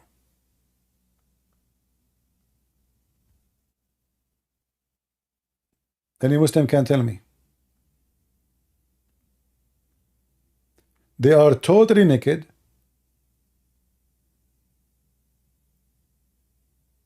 And the funny, Muhammad, he claimed that those are genie coming from the north of Iraq, the south of Iraq. Since when in the south of Iraq there's African genie? Yeah, story. Here it says,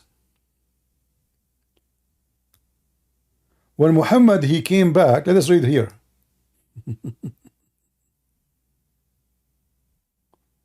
When they start riding Muhammad,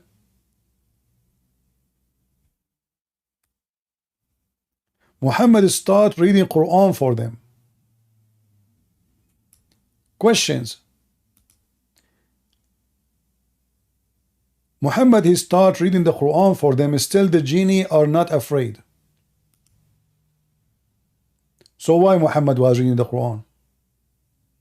And how come Allah could not protect him? God willing, they have no clothes on, and I do not see their long limbs.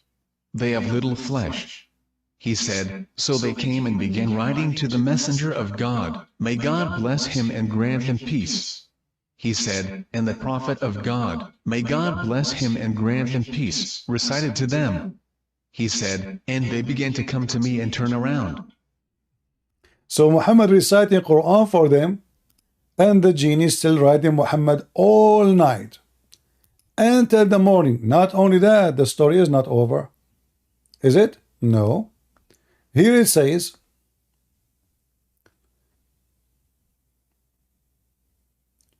they keep riding Muhammad until the morning. And Muhammad, he came back with a lot of pain. Muslims, what the genie they were doing to Muhammad all night long? Any Muslim can tell us?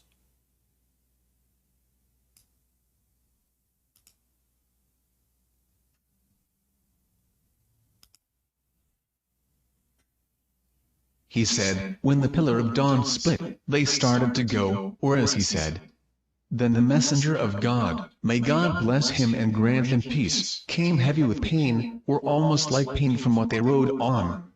He said, I find myself heavy, or as he said, then the messenger of God, may God bless him and grant him peace, placed his head in my lap.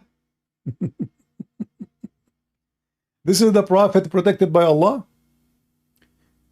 The genie, the black genie, they are riding him and their penis is in the top of his head.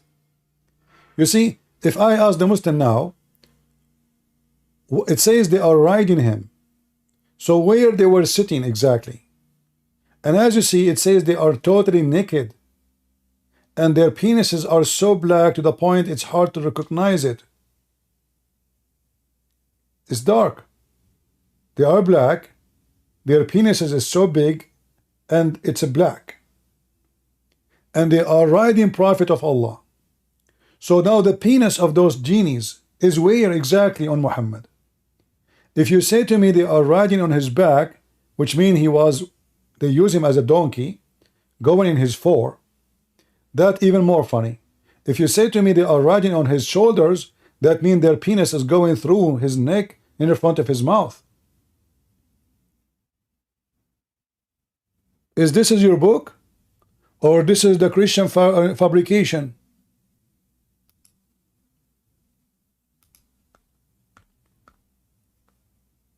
Do we have any Abdul?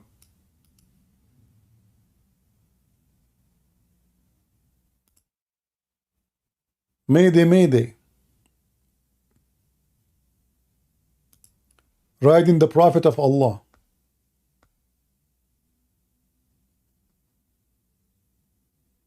Who is a Muslim would like to join us? Remember, the Muslim, they say that we Muslim, we investigate carefully stories. So those stories are investigated carefully.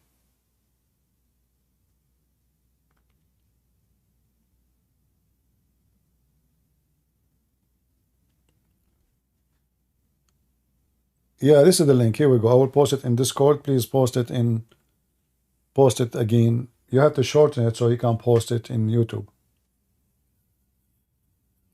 This website here, by the way, it's called the Shia Library, but this is not a Shia book. This is Muslim Sunni book. Anyway, I showed you many other websites. They are Muslim Sunni. Doesn't matter the website is owned by who. The book is a Muslim Sunni.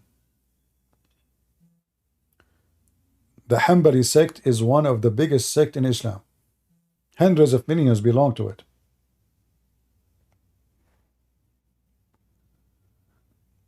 Any Muhammadan would like to join us?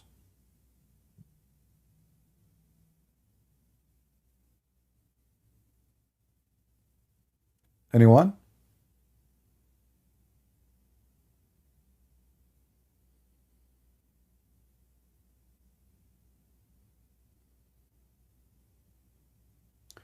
Do you think Saudi Arabia paying loads to Cristiano Ronaldo to convert to Islam?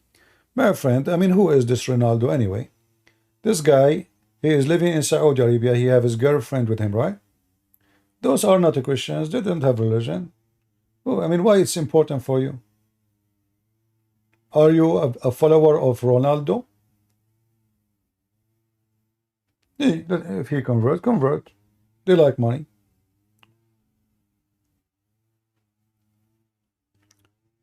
You see, a Christian person is not someone himself, his name is a Christian, is someone who do what Christ said. Obviously, those people, they don't care for anything except, money. A person who is making, already he own hundreds of millions of dollars.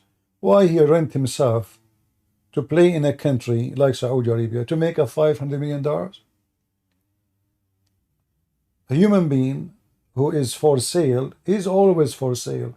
And those who play football, actually all games these days are not sport. I advise all of you to stay away from those garbage. This is garbage. They fool you. They take your money, you make them rich, you stay poor. Sport supposed to be for sport. This is not sport no more. Boxing, anything is not sport. It's a business. Gambling involved, mafia involved, fooling people involved, cheating is involved. And when you support those what's so-called sport, you are supporting the devil. What you get from the football game? Did you see what happened when they have the last game in Qatar? There's a stupid people in Argentina. They sold their own cars, their houses, just to go there. This is not a game no more. Those things are destroying families, destroying life of people. It's a madness. It's an obsession. It's a stupidity. It's drugs.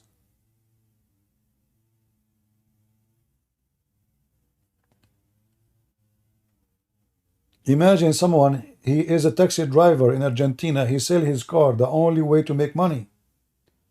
So he can fly to Qatar and he can watch a game. Human being is under the control of the devil. So when you are watching their news, following them, obviously you are obsessed with them too. Who cares for those people? Those people, they are fornicators, liars, drug dealers. Everything in the world is about them.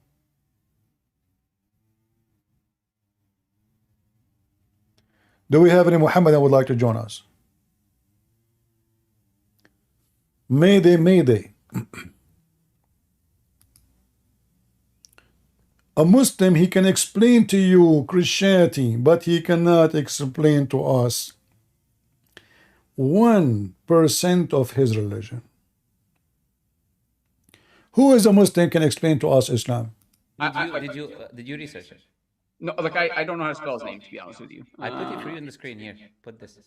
I don't see it. I'm not on YouTube. I don't know. Do you have it on here? Okay, here we go. Comment. Okay, yeah. Well, just tell me how to spell it. I'll spell it right now. Yeah, put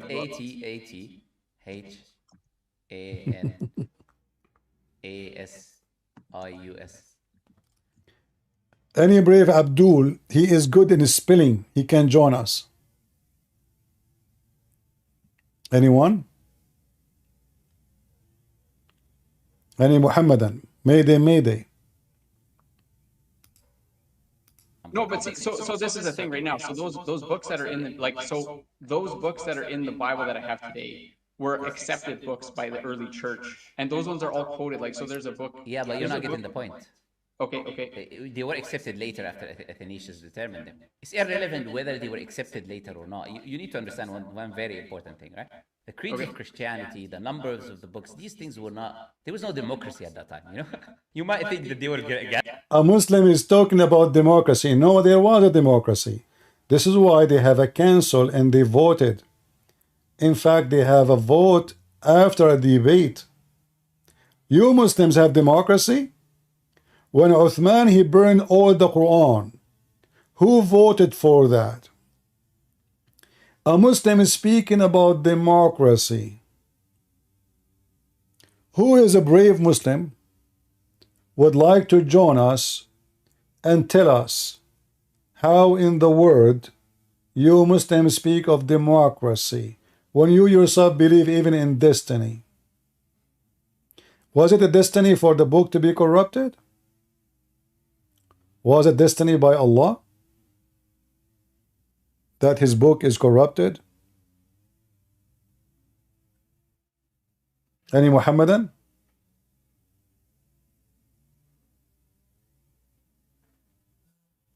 Mayday, mayday. Who there?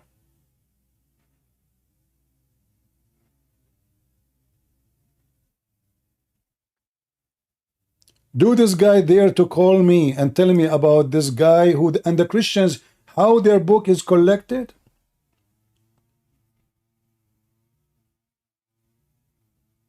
How your book is collected?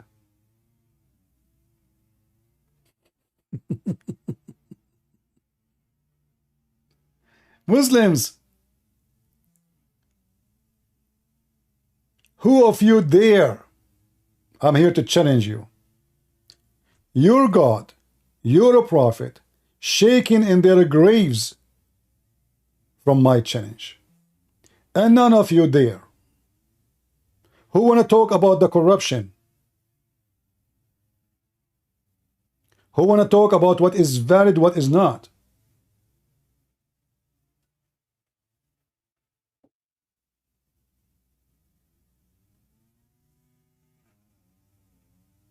You know, when Aisha, she said that the Quran is corrupted by a goat, what this guy will say, this is a weak hadith.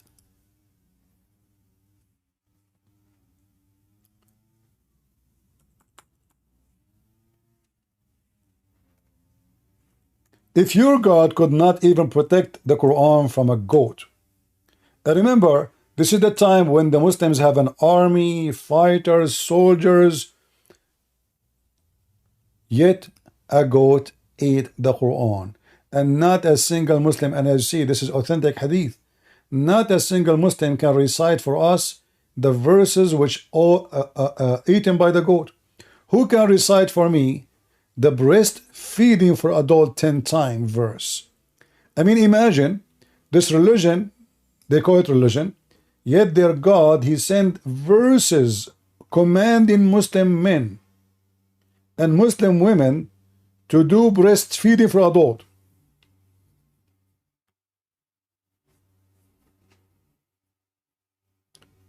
Any Muhammadan?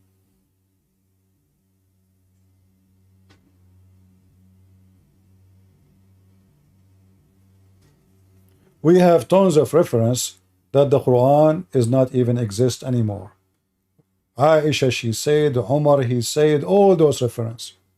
Let us discuss, if you dare, about how my book is collected and how your book is collected. You know, first of all, we as a Christians, Christianity is not exist by the existence of a book. Is that correct? The book written about Jesus by the disciple after Jesus.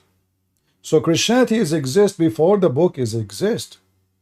The book is just a documentary of what it said so it can be transformed into generation instead of saying we write it down to be sure that it is word by word is copied.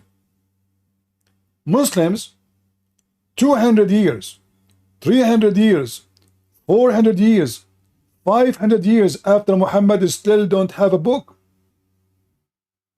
Who as a Muslim can show me the earliest book you have?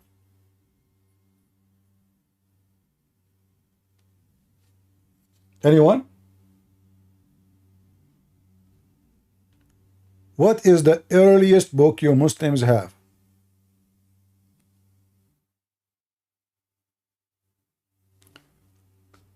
Do you remember last time we have here this guy Potato, what's his name? The filthy guy?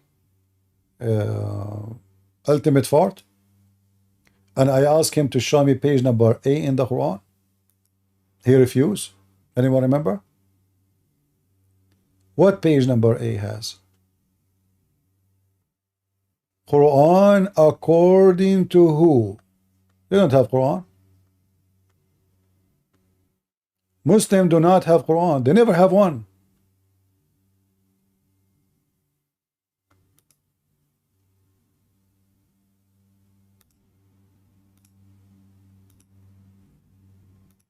Let us see. I'll try to show you the I posted this one in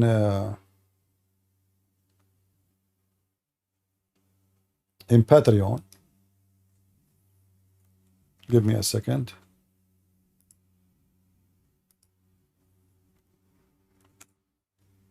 Imagine, guys, this is what you see when you open the Quran of the Abdul. If you have the Quran in Arabic, and this guy, he will have it in his book too. It says this. This Quran is according to recitation, the tell. There's no book. According to what agree with Hafs. Who's Hafs?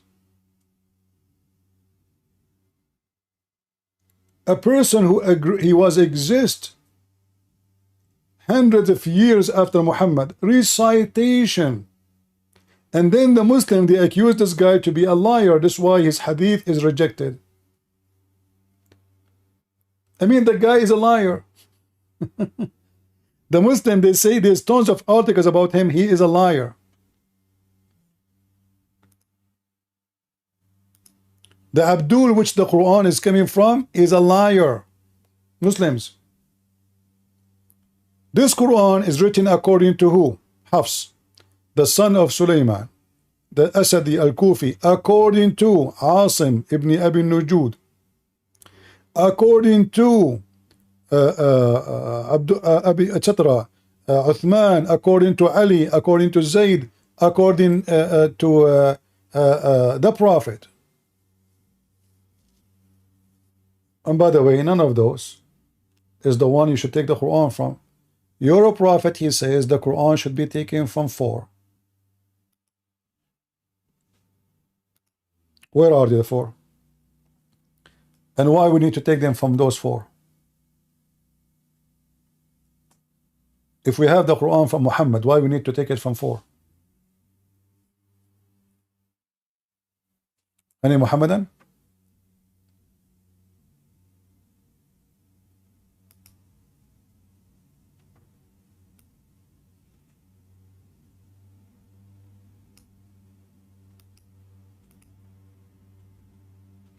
Mayday, mayday.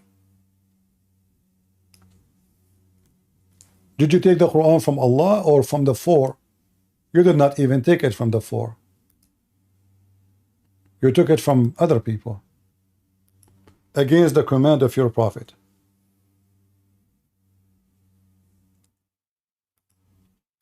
I mean your false prophet. Do you see it? This is very authentic.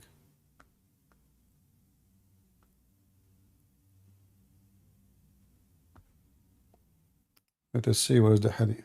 Yeah, here we go.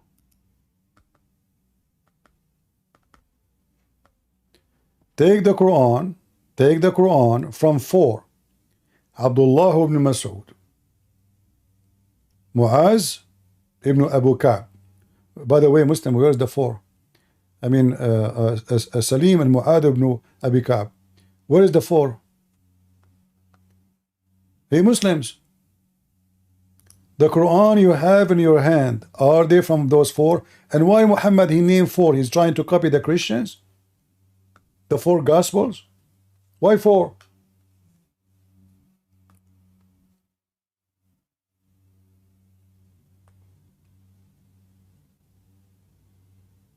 And where are the Quran? Where is the Quran which is taken from the 4? And as you see, this is Sahih.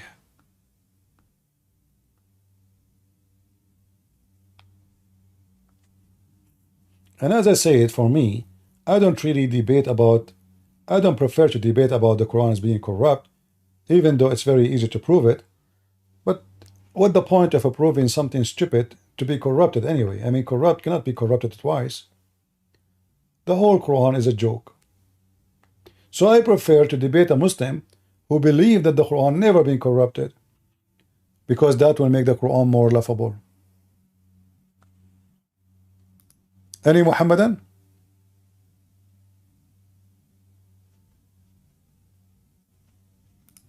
Any brave Muhammadan? The Aryan belief, you mean? No, Arius is the person, is the church Okay, I'm not father. familiar. Like, Where you honestly have the Arians are those who are following his position, right? yeah. Okay. Yeah. That's why I'm saying it's going to be like. Do you accept Arius yourself? You see, all the names he is mentioning, they accept Jesus to be God anyway. So I mean, this is how silly they are. So you try your best, Abdul. So even when the Christians supposedly they agree or disagree about someone we believe he is heretic, even those who they are heretic, they believe that Jesus is God. And that will doom your prophet. That's mean since the beginning of Christianity till now, not single one of them don't believe that Jesus is not God. So how Muhammad came to the conclusion that Jesus is not? Let me show you how Muhammad he proved that Jesus is not God.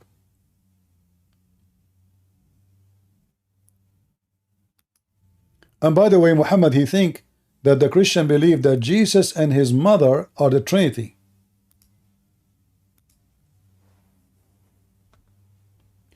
How Muhammad he can prove to the Christians that Jesus is God? Sorry, is not God. If you see the Quran, you will die laughing.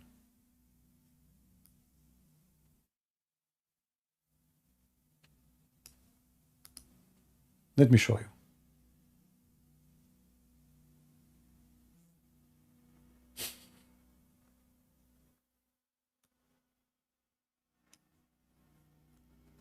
Read and laugh. This is Muhammad proving to us that Jesus and his mother are not God. We don't believe that Mary is God, you stupid. You don't even know what the Trinity is. This is how ignorant Muhammad is. But look what the Quran is saying. In chapter 25, verse number 20, says that Jesus and his mother, they eat food and they go do shopping.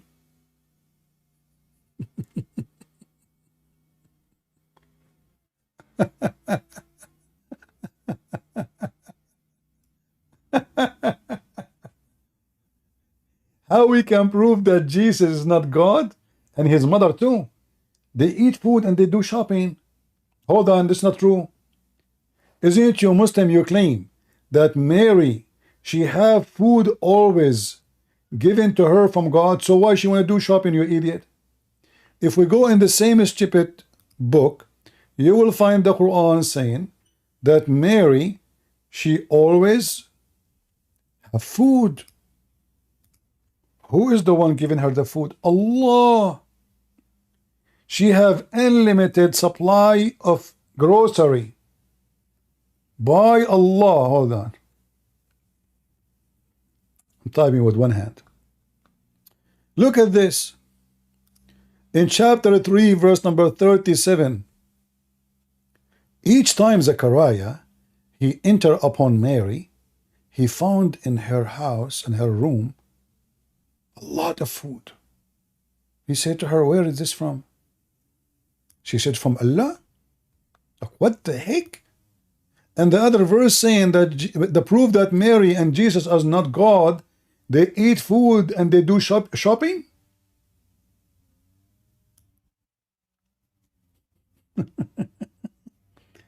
Hey Muslims, so if Jesus he eat food, that does not make him God, right? Well, if Allah don't eat food and he have body, that make him God? Any Muslim want to join us to talk about this topic? What make Allah God? Is that because he don't eat food? What if he is solar? Well, angels don't eat food. Are they God?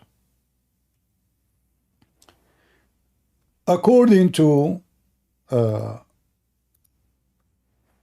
your religion,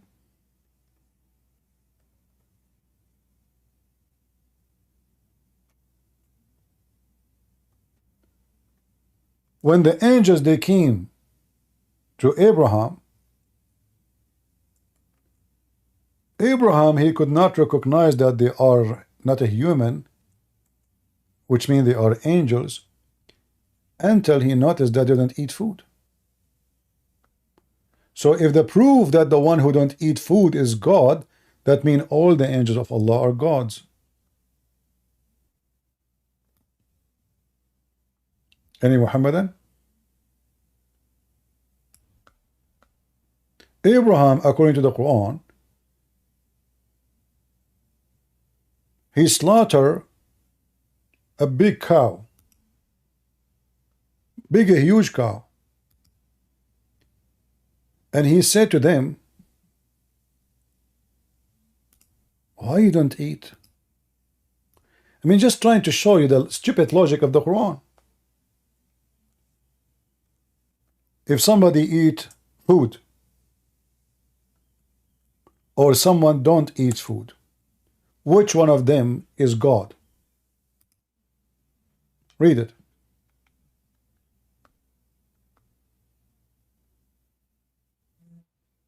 They don't eat food. This is your stupid book.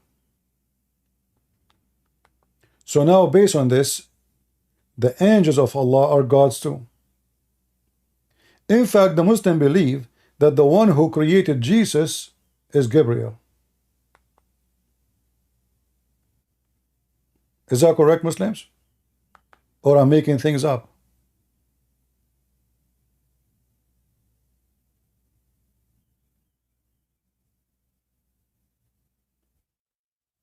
Any Muhammadan?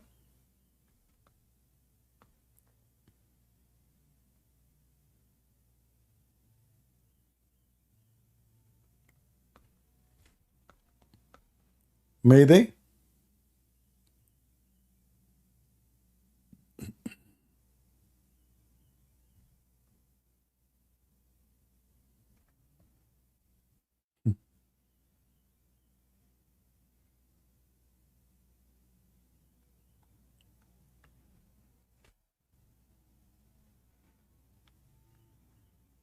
Here you see that the wife of Abraham, he said, those guests we have, they don't eat food.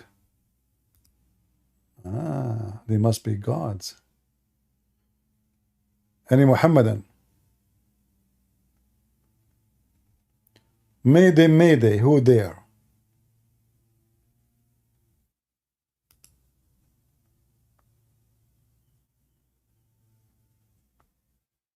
Anyone? So what is the proof that Islam is from God? The Muslim failure in attacking Christianity is laughable. When a Muslim he says to you that the Bible is corrupt, ask him a very simple question. So Allah he sent the Bible and he allowed it to be corrupted?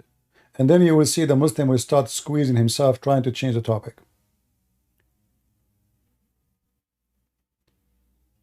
In fact, just to show you how stupid the Quran is.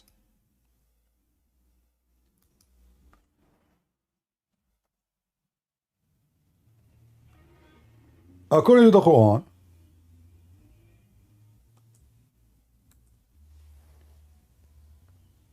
Allah he entrusted the Jews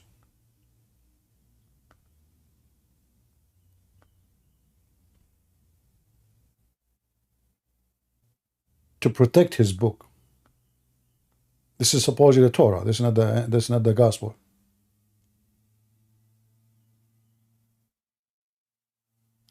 Anyone knows what the problem here?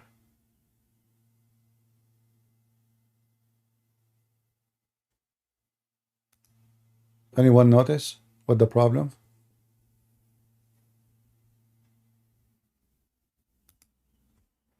Any Muhammadan would like to join us to tell us how Allah he made such a mistake?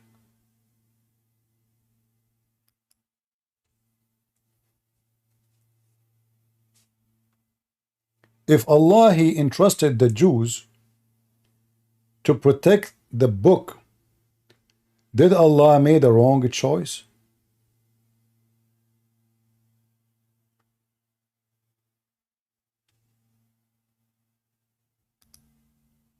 When I say I trusted you,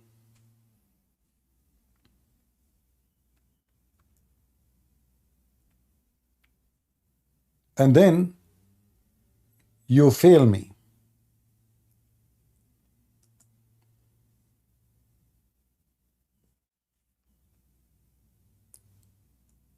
When someone trusts someone,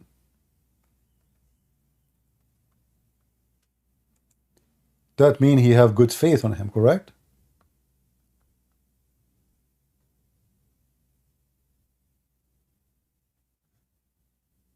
Is that correct? If I say I trust you, what does that mean? I have a good faith.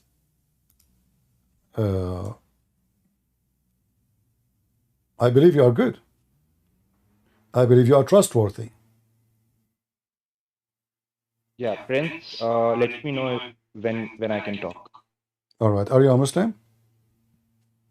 No, I'm an atheist. You are an atheist?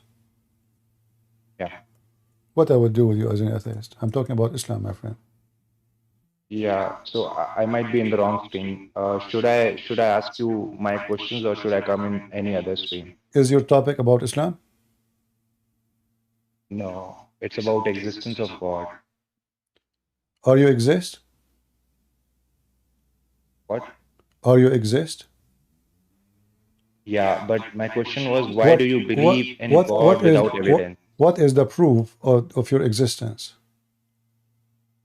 I'm talking to you. I'm talking to you too. What is the proof of your existence? This is the proof. I'm talking to you. I have a thinking brain. No, I'm it responding can be to your questions. it can be an AI, not necessarily a person. Okay, so AI isn't developed enough So to what if what if you are a mute? You are not exist? What if I am mute? Yeah. I still do exist. So what? Let us go back to zero then. What is the proof that you exist? Okay, so I can prove myself that I exist. I can meet you anywhere you want. What if I decide to meet you? What if I said I want to meet you 1,000 years from now? Are you exist still? No, I'll die by that time. That means you never exist, because you said the proof that you exist, that you can talk to me, you can meet me, and then that the proof you exist. But if you cannot do those, that means you don't exist no more. So now you contradict yourself. So you are making the proof of your existence temporarily, because this is all temporary about now. But tomorrow it might be not the case. So you have no proof. So now if I say to your grand neighbor, you know, friends, there is a guy, they claim he was exist 10,000 years ago. Do you have a proof of his existence? They say no, I don't know, you know. So if you want to go and check what is exist, what is not, by physical sense, then that will delete you yourself, because you yourself cannot prove anything as soon as your physique disappear. So now, so now, if I ask, if you ask you, do you believe that a human being have a spirit? I don't think it has a spirit. When somebody die, what happened exactly? They just cease to exist. They go into nothingness. It is as good as before born, before they are born. I don't understand. So when I die, I don't understand. Yeah, I'm telling you, how a human being he live, the power of life is exist by what? Just by food? Yeah, a thinking brain is, I think, no. So we survive by food, and like we eat and we survive like that. So but my question is, listen. Do you have a mother? Yeah, I do have a mother. That's strange. You're an atheist. Why you are calling your mother a mother? Because she gave birth to me. But that does not make her mother. That's just a creature. She have sex with somebody, and she lay an egg, and you are here. Here we go. Why you call her mother? I never heard of an animal call his, like animals. They believe there's a mommy, and there's daddy. Yeah, it's part of our. It's part of our language. We define. Okay. So your mother is just a language. It's not a real mother. It's just a language thing. I define my mother as mother because she gave birth to me. I define some lady. Do you love your mother? I do love my mother. How you explain love if you are an atheist? You are an animal. Because I give signs of my love. I give her gifts on her No, birthday. but how you explain? How you explain? All animals they give birth to their babies. All animals, dogs, cats, rats, cockroaches. So now, why you love your mother? Because she did a lot for me. So what? All animals they do that. Don't you see the cat? She take care of her babies. She carrying them from place to place. Do you see the chicken defending her chick? But what, as soon they grow, they don't care for. They don't know someone is called mom. They have sex even with their mommy. Is that correct? Okay. Okay. Maybe. Do you have sex with your mommy? No, I don't. Why? Because she's my mother. I don't. Where you learn in which ethic, which logic, which is godly thing that you should not have sex with your mother?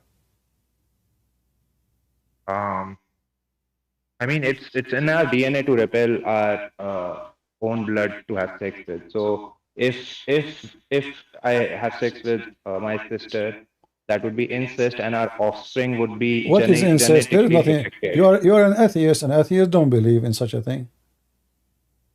What incest? It doesn't mean that we don't. Where is the word incest is coming from? I mean, are you an atheist or what? I'm an atheist. Okay, so either you are an atheist, you don't believe in God, then you do what anything have nothing to do with God you should do, or you believe in God and then you follow the command of God. Don't do this, don't do that. So why you are still, why you don't do what atheists should do? As long she is just a human being like you, and she just, it happens, she gave birth to you.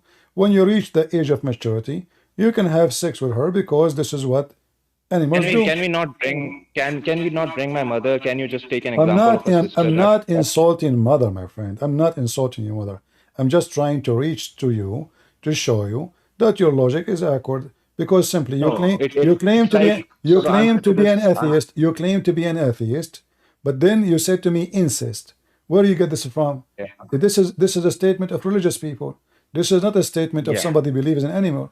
So either you are 100% atheist, or you are partially atheist. Which one is you? So the answer to that, so the answer to that is I'm an atheist, but I still talk about hell and heaven. That doesn't mean hell and heaven is true. So even being an atheist, I'm not talking about hell. Doesn't stop First of all, no, you cannot talk about hell and heaven if you don't believe in it. That will be silly. Like I said to you, I can. No, I can talk about it. How? No, you cannot. Listen.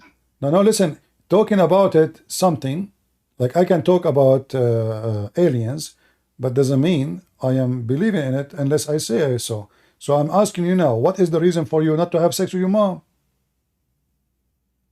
Incest. Why? What incest? Where you get this word from? It's all over the internet. You can even find it in dictionaries. So now you found something in the internet, and now you take what the internet says to you. And where in the internet it says incest is haram, it's forbidden? Where it says that to you? In which book of atheism? Yeah, it doesn't say that, but it doesn't mean that we don't have any social sense. Like we understand that like incest is wrong, but we don't need a book for that. We don't need a Quran for that. No, you need a book because either you are an atheist. Similarly, we don't need we don't need a book to understand that stealing is wrong. We have morals. And this is false. Give me where you got your moral from. Give me where you got your moral from.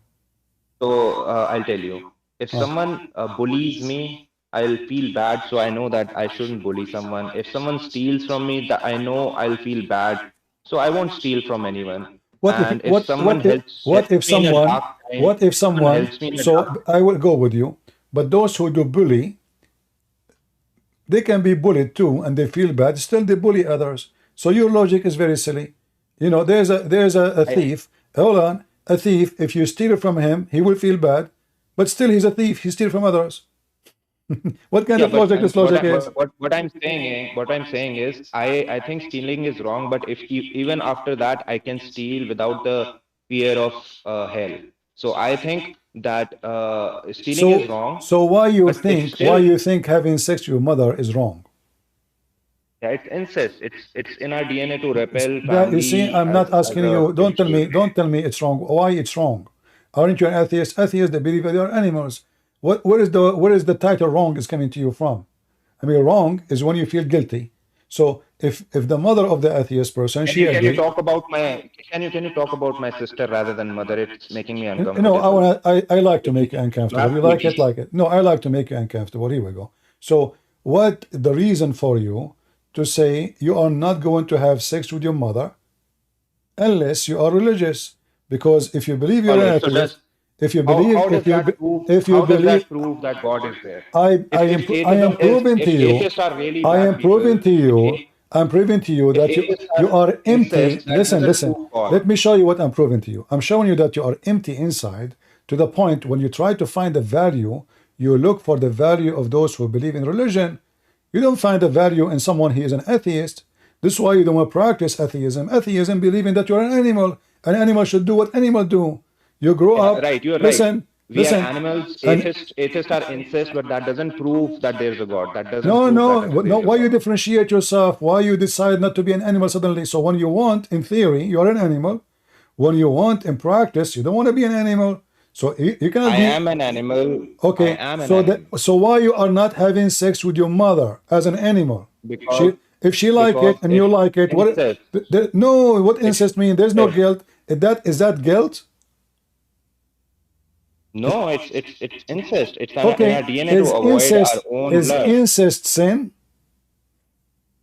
to you? I don't believe there's any sin, but I think that's morally wrong. What? You don't believe? I don't believe there's sin, Guys, am I heard? but Am I heard? am I what? I'm asking people on Discord. You hear me? All right. What about people on YouTube? So either you believe in sin or you don't believe in sin. So do you believe in sin? You don't believe in I sin. don't believe in sin. So why you don't want to have sex with your mother?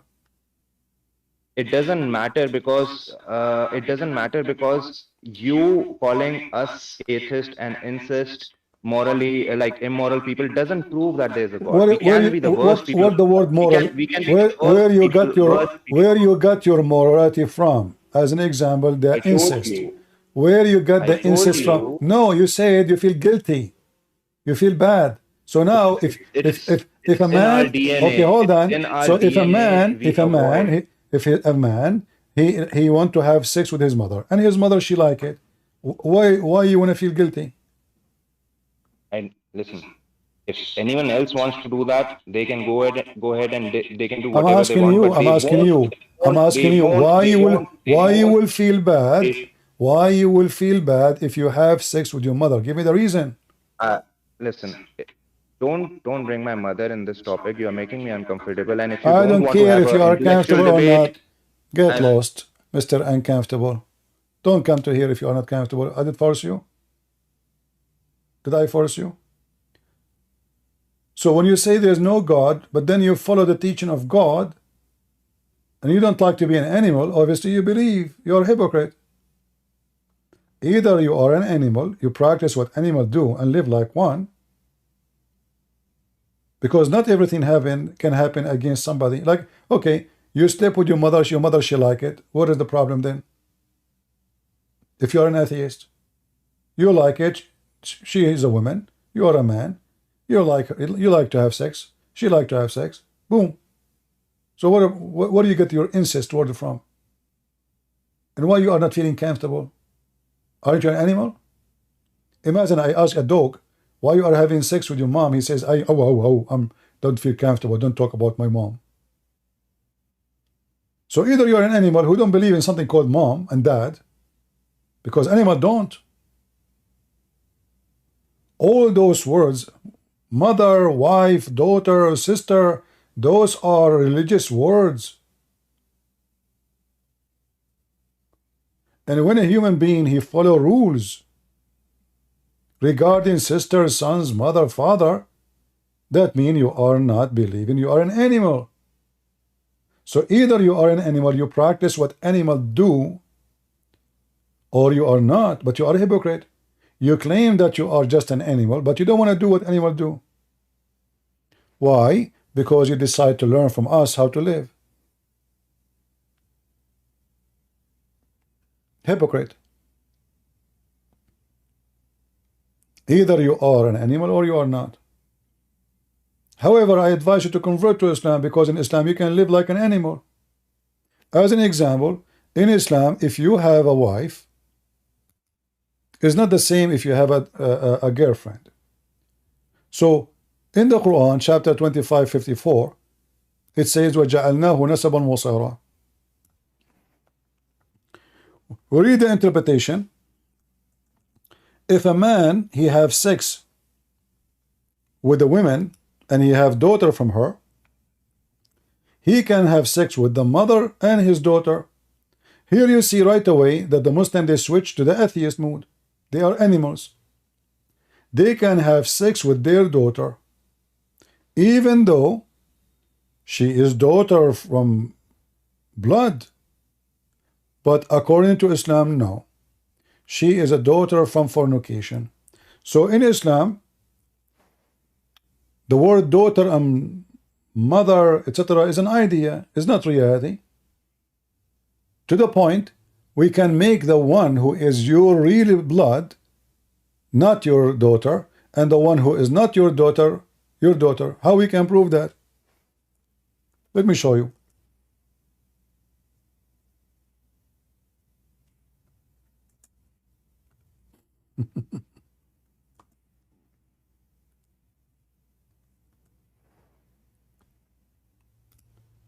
If you open Tafsir al-Qurtubi,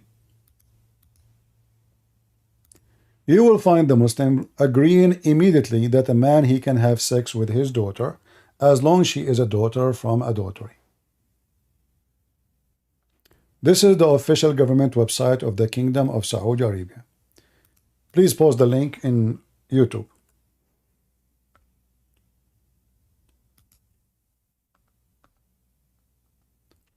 And here it says, because she is, and this is the most accurate scholars of Islam, if a man have sex with his daughter, who is a daughter from fornication, is not forbidden for him to have sex with the mother and his own daughter, because she is not considered as his daughter according to Islam. Can you believe it?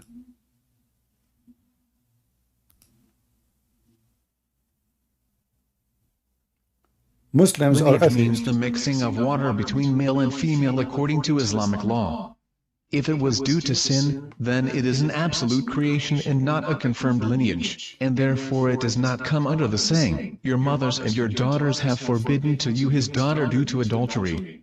Because she is not his daughter, according to the more correct of the two opinions according to our scholars, and the more correct of the two opinions in religion. And if there is no lineage according to Sharia law, then there is no marriage according to Sharia law. Then adultery between the mother's daughter and the mother's daughter is not forbidden, and what is forbidden from what is permissible is not forbidden from.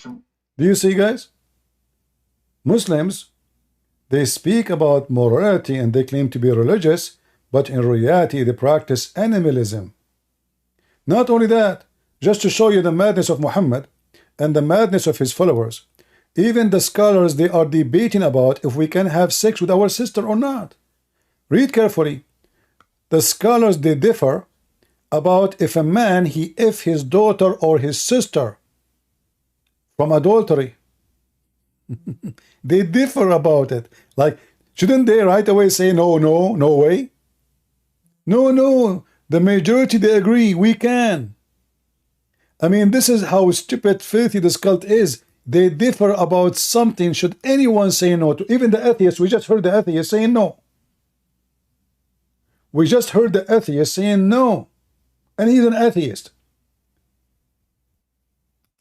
The jurists differed as to whether a man should marry his daughter from adultery, or his sister, or his son's daughter from adultery. So some people forbade that. And some people agree. Christian warrior, well, how I can help you?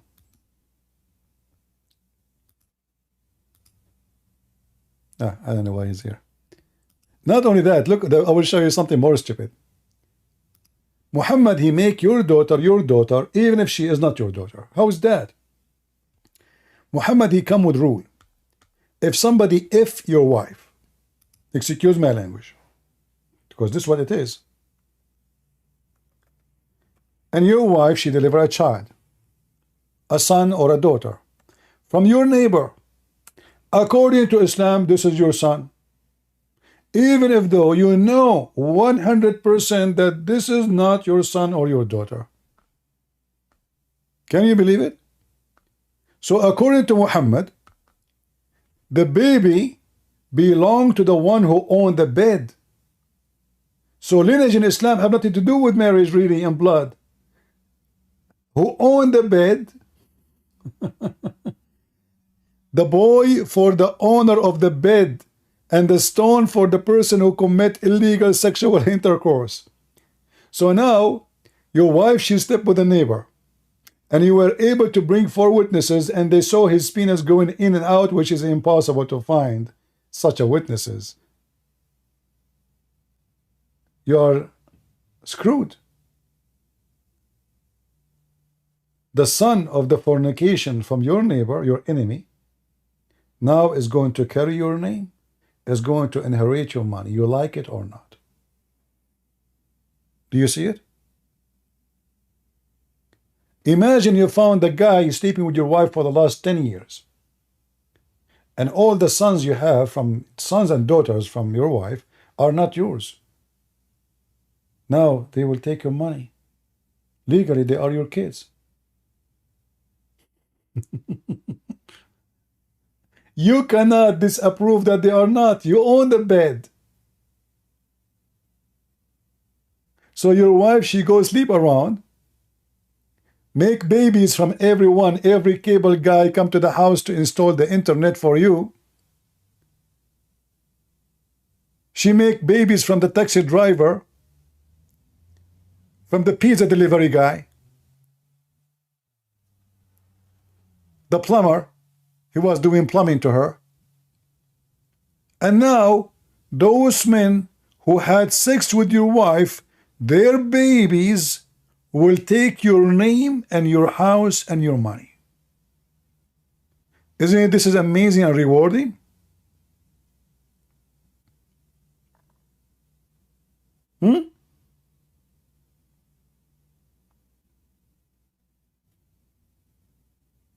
Any Muslim?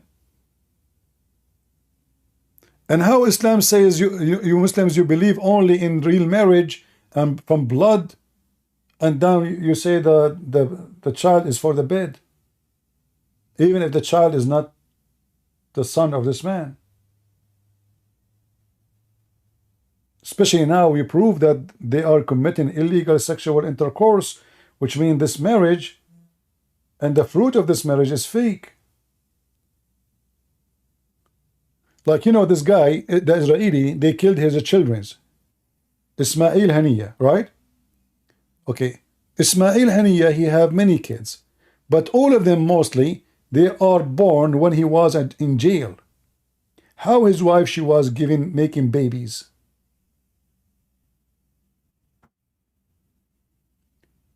Imagine you go to jail, you stay there 4 or 5 years. You come out of jail, you find your wife, she have a baby, he's 2 years old.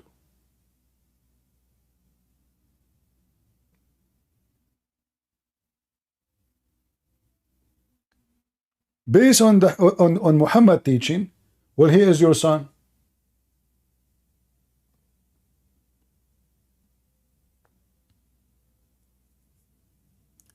Do we have any Muhammadan?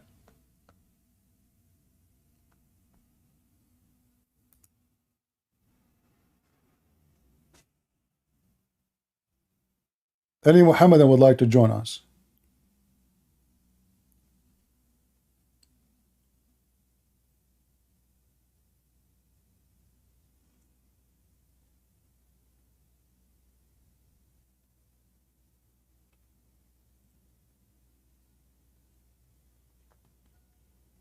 Nobody?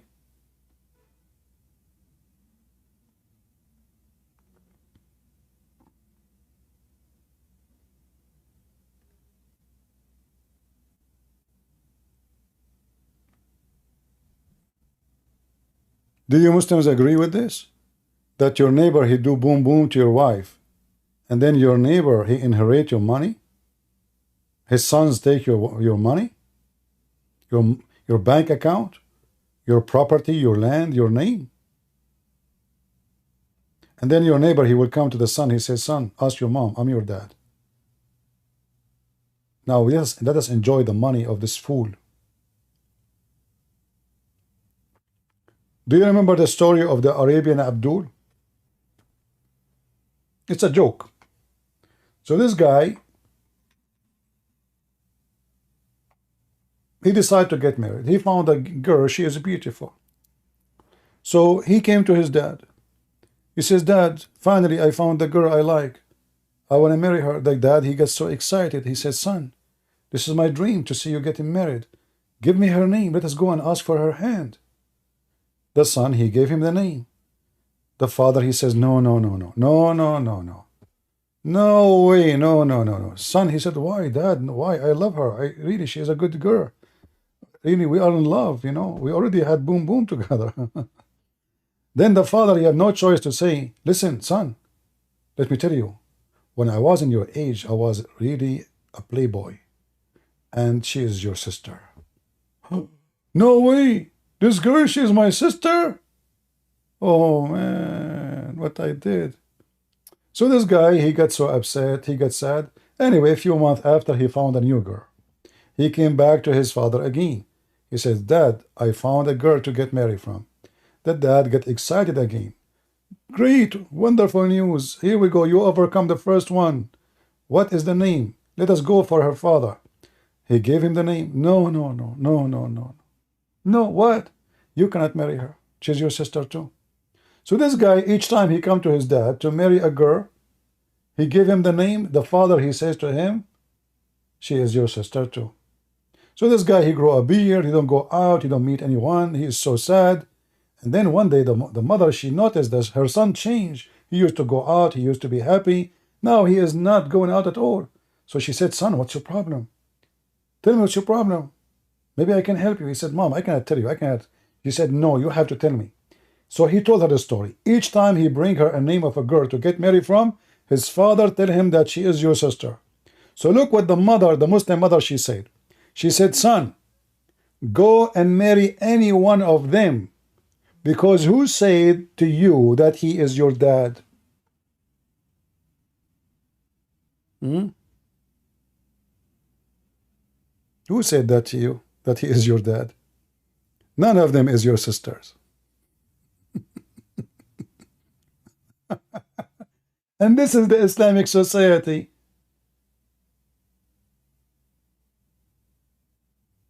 The most corrupt, the most fornication, the most awkward, the most screw around. And then the baby for the one who owned the bed, and your neighbor who slept with your wife, he will take your bank account.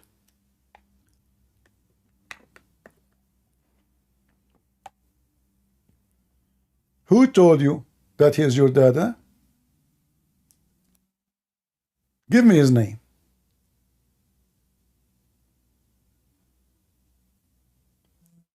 Any Muhammadan?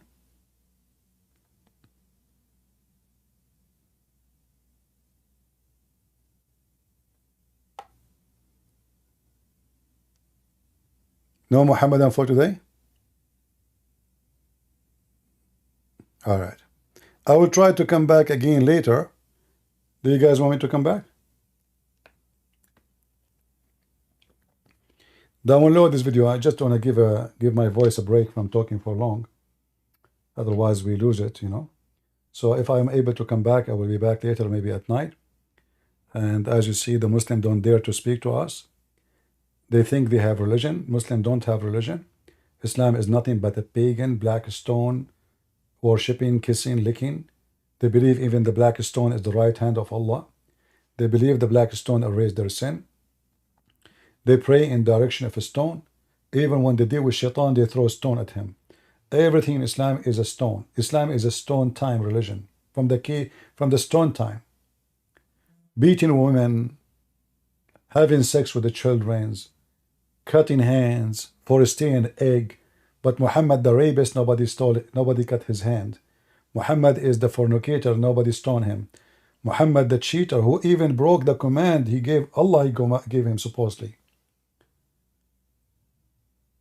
Everything is in the world is absurd and stupid and garbage is about this man. Even his son, who he promised him his name, he gave him his name. Imagine, he go to his house and he flirt with the wife. And he claimed that Allah is the one who made him fail for her. Religion of fornication, even their heaven is nothing but a sex club. The Muslim will have 70 years orgasm. His penis will be endless, and he will be 90 miles tall. And his wife is 30 miles tall. That make it the first macaroni heaven. Worms in the mud. Thank you all for being here. I hope to see you soon again in a few hours if I could. And I hope next time we come here, we see more people join us. God bless you and take care. And remember, Muslims, Abdul, when you accuse our book to be corrupted, you are accusing your God of allowing it to happen. CP, hello. Yes, Sati, are you a Muslim? No, I just wanna say, take those guys, Muslim Captive and Abdul, they're gonna join. Who? Where are they? Muslim Captive and Abdul, like this guy named Abu Haytham Well, Al-Quzar. let him put his hand up. You know, we keep saying any Muslim to join us for the last 3-4 hours. Oh. Let him put his hand up. I will take him. Okay, guys, we are not leaving. We have Abdul. Put your hand up. Okay. I don't see the Abdul putting his hand. Where is it? Well, nobody. Where is the Abdul? There's no way we got a fish.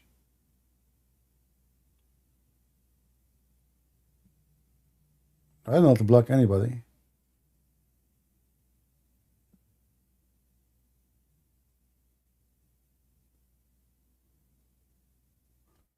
Salvation, are you a Muslim? We want Muslim. We want Muslim. Why your name is Salvation? Muslim don't believe in salvation. I want Muslims.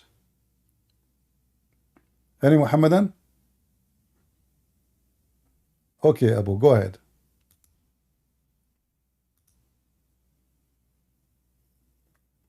Go ahead, Abu.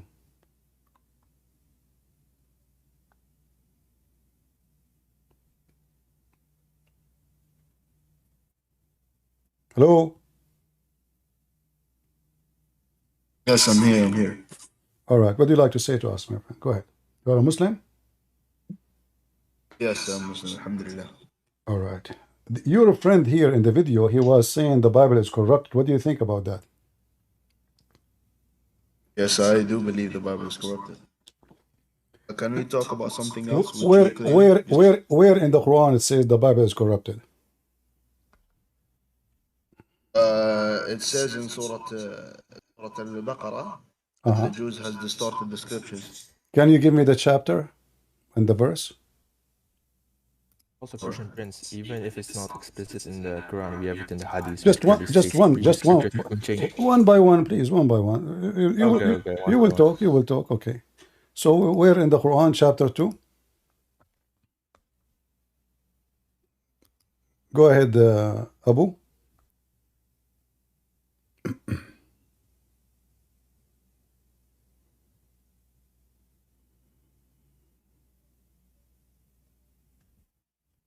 Are you there? Abu Haytham, are you there? Yes, I'm there. I'm just okay. filling out the verse. Just 1 minute. All right.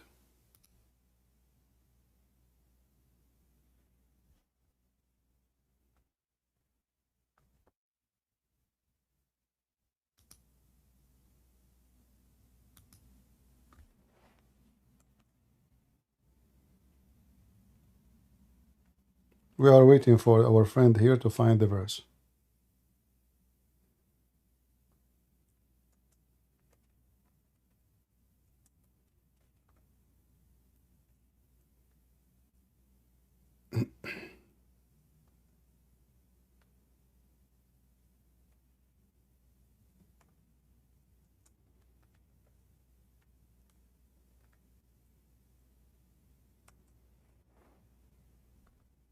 I believe it's Surah Al-Baqarah, 79.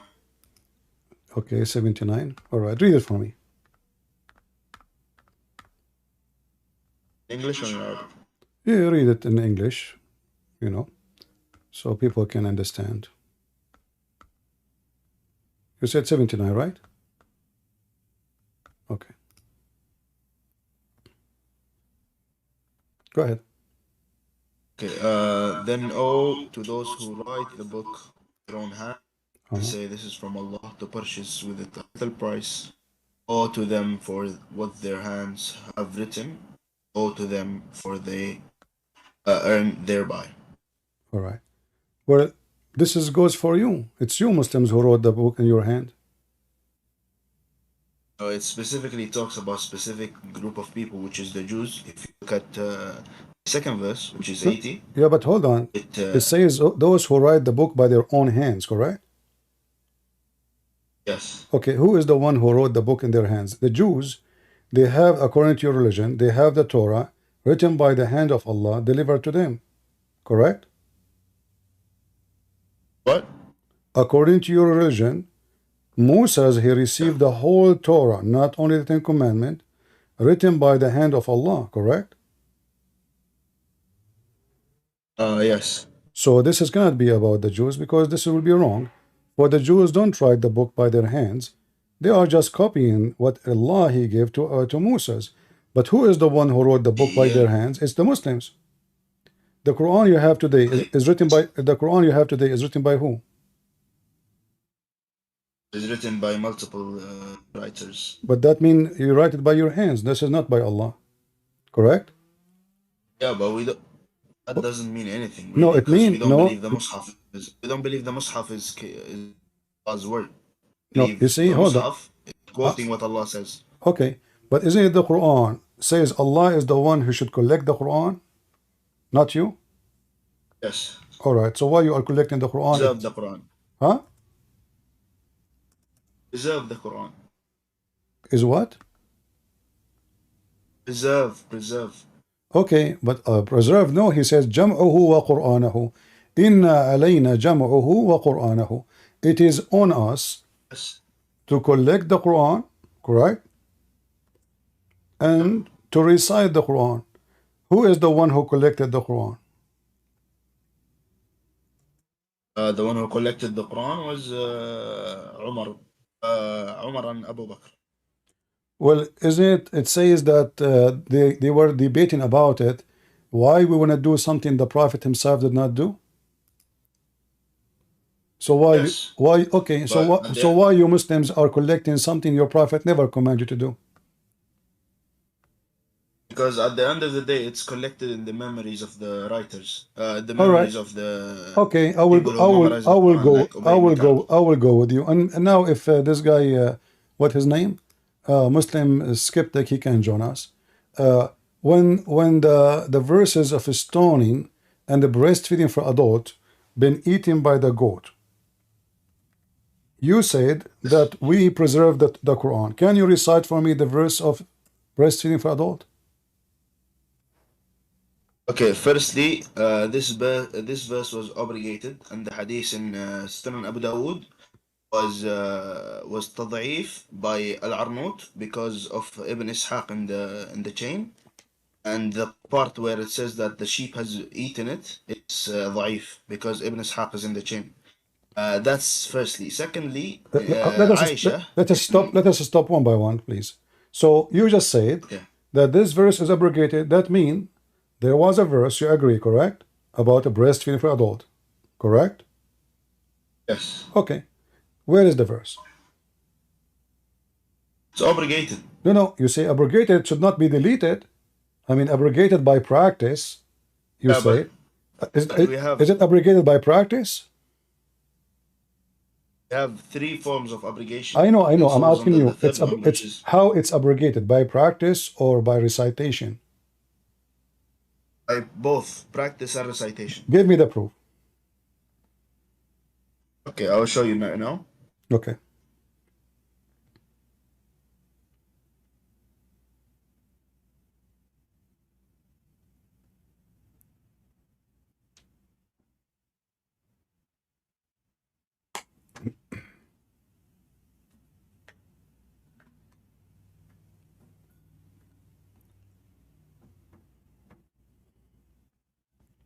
Remember carefully. Chat, Quran. please. Okay, so go ahead. You can check the chat. I will send the picture. Don't send me a picture. Give me the reference. Give me the reference. So we, you know. It's a book. I don't think you will have it. Hey, my friend, what a book? Give me a reference. It's a book. You see, Muslims, you have no religion. Then Hadith book. It's a book. Yes, it's a hadith book that quotes Aisha. Okay, give me the hadith. No, Aisha, she practiced the breastfeeding for adult after the death of Muhammad. What are you talking about? How No, she didn't. How she it said is? it dropped. Oh, okay. She dropped. The hadith say so. It's not in Sunnah.com because Sunnah.com has limited hadiths. Sunnah.com. It's not in Sunnah.com. Yes. Oh, okay, no problem. But did Aisha practice it after Muhammad's death? No, she said it was dropped after the death. Nowhere it says that. That's a lie. Here we go. Yahya related to me from Malik from that Aisha, the wife of the Prophet, may Allah bless him, grant him peace, admitted those whom her sister and her daughter of her brother had nursed. Aisha, she used to command, I show you different hadith.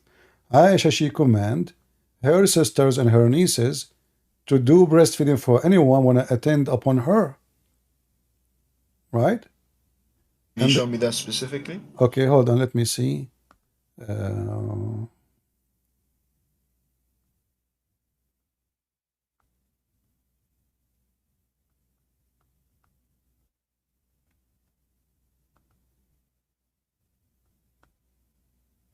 All right, give me a minute. Right.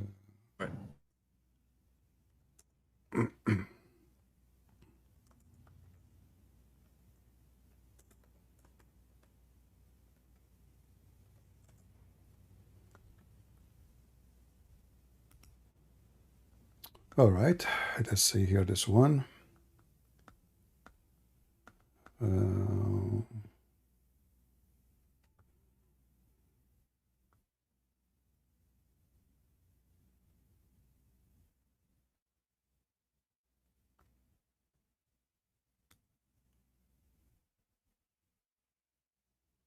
Here we go.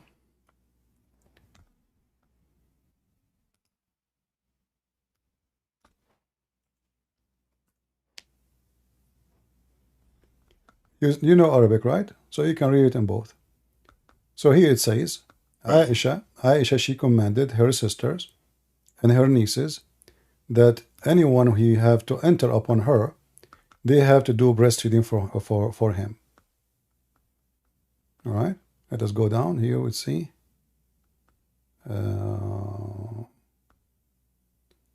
Where is Aisha? Here we go. So whenever a man she wanted to be able to come to see her, she ordered her sister Kulthum bint Abi Bakr as-Siddiq and the daughter of her brothers to do breastfeeding, not give milk, to whichever man she wanted to be able to come to see her. Do you see it? Yes. Can you show the Arabic? And this is Sahih. This is the Arabic here.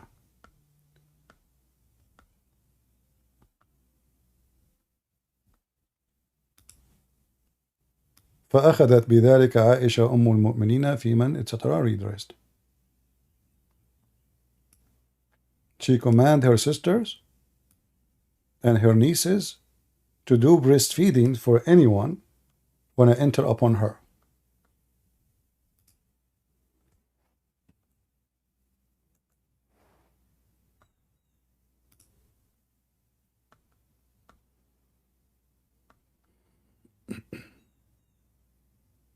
What do you think?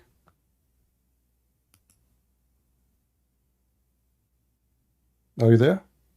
And I would say that the ruling was abrogated in terms of the number of sucklings. Where is Because there that? is other hadith. How it's abrogated and Aisha, she's practicing it and Muhammad is dead now.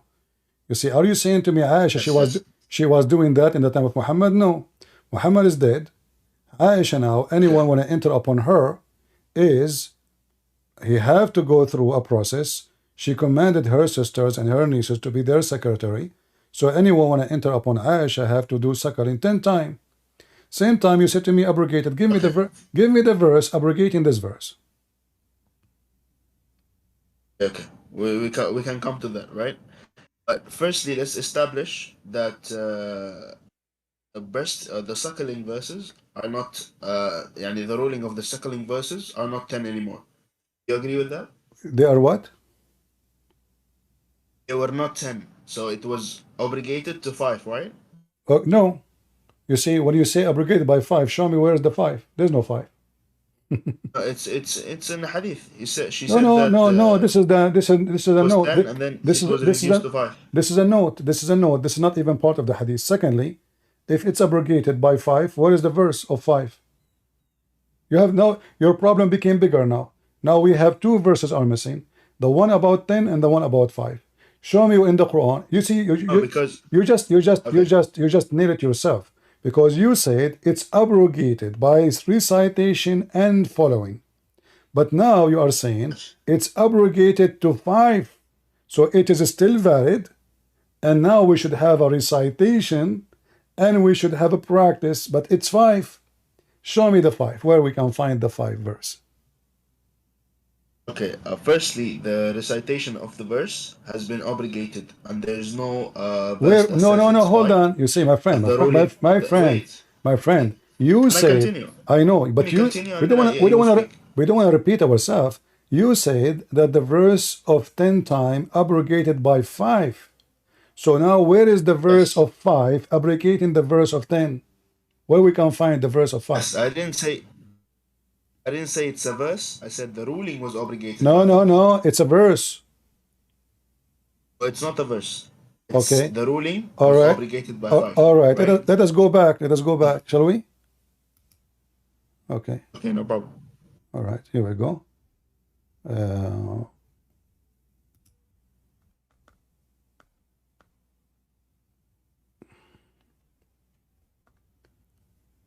This verses was abrogated in recitation but not ruling. This is number 1.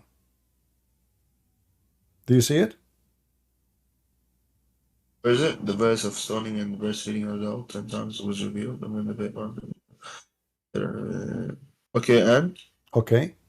Now, if it's abrogated by recitation, not ruling, why you said to me it's abrogated by ruling? It is abrogated by ruling, but it's not written in this hadith. I have a different hadith that says so it you was Muslims, abrogated by 5. so you Muslim, you don't agree about what is abrogated, what is not? Yes, we do agree what's abrogated Okay, or not. why it's abrogated by a ruling anyway? Did Allah make a mistake? Oh, firstly, when we say abrogation, that doesn't mean it's a mistake or something like that, because when Allah abrogates a verse, He brings something better than it. Okay, what is the better? Same goes to the So now, when Allah, hold on. When Allah, He command a Muslim woman to give her breast to a stranger, what is the verse He gave you better than this? That's what I'm saying. I said the recitation was not given. What do you mean was given is the ruling that it was obligated. How you can receive ruling without recitation? In order to receive ruling, you have to receive command, and the command have to be in words. You can receive a command from the Prophet without receiving a recitation. So are you saying to me that you Muslim, you don't follow what Allah say in the Quran, but you follow what Prophet Muhammad says by command, which opposing the Quran? Because the Prophet speaks the Quran, so are you saying that? Are you saying the hadith? So are you saying the hadith of Muhammad is more important than the Quran? Because now the Quran became invalid, the hadith of Muhammad became valid. No, both of them are in the same stance. So Muhammad is God?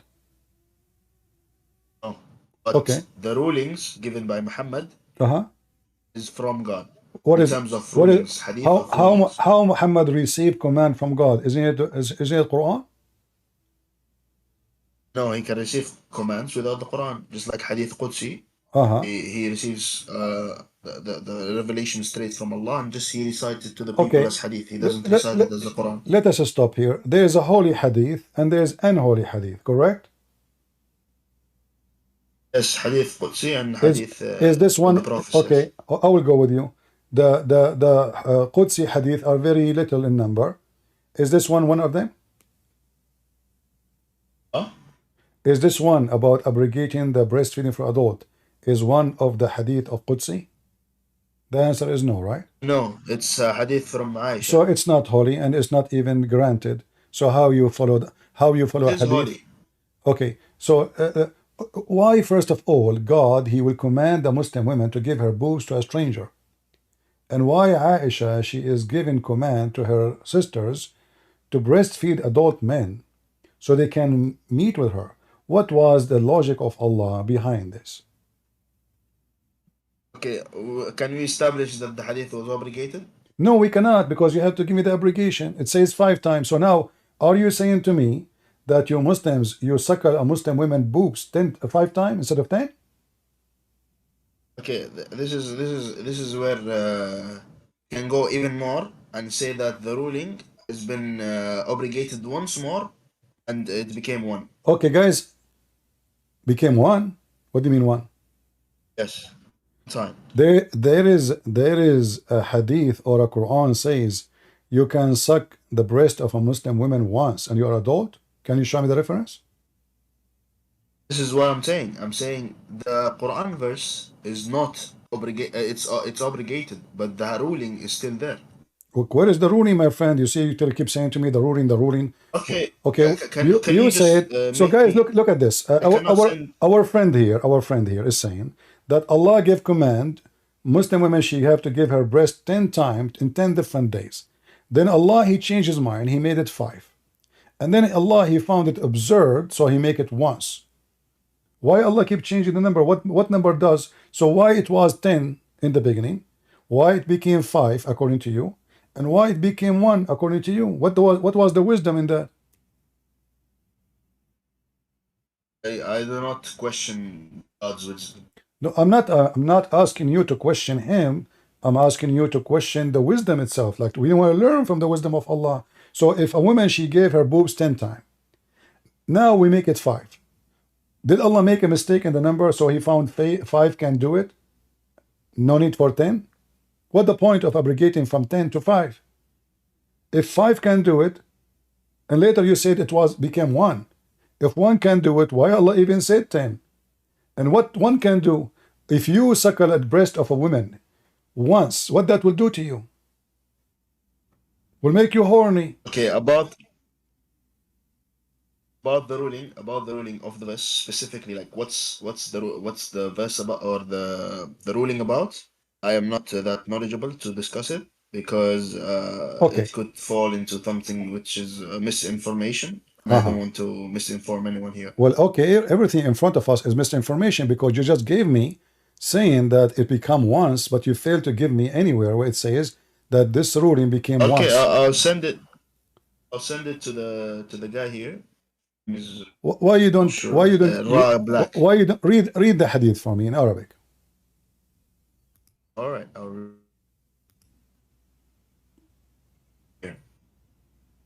You can copy the hadith and post it in the chat. If the link is not working, you can post the text. I cannot. You cannot. You cannot copy the Arabic text and post it. It's a book, so I cannot just copy it.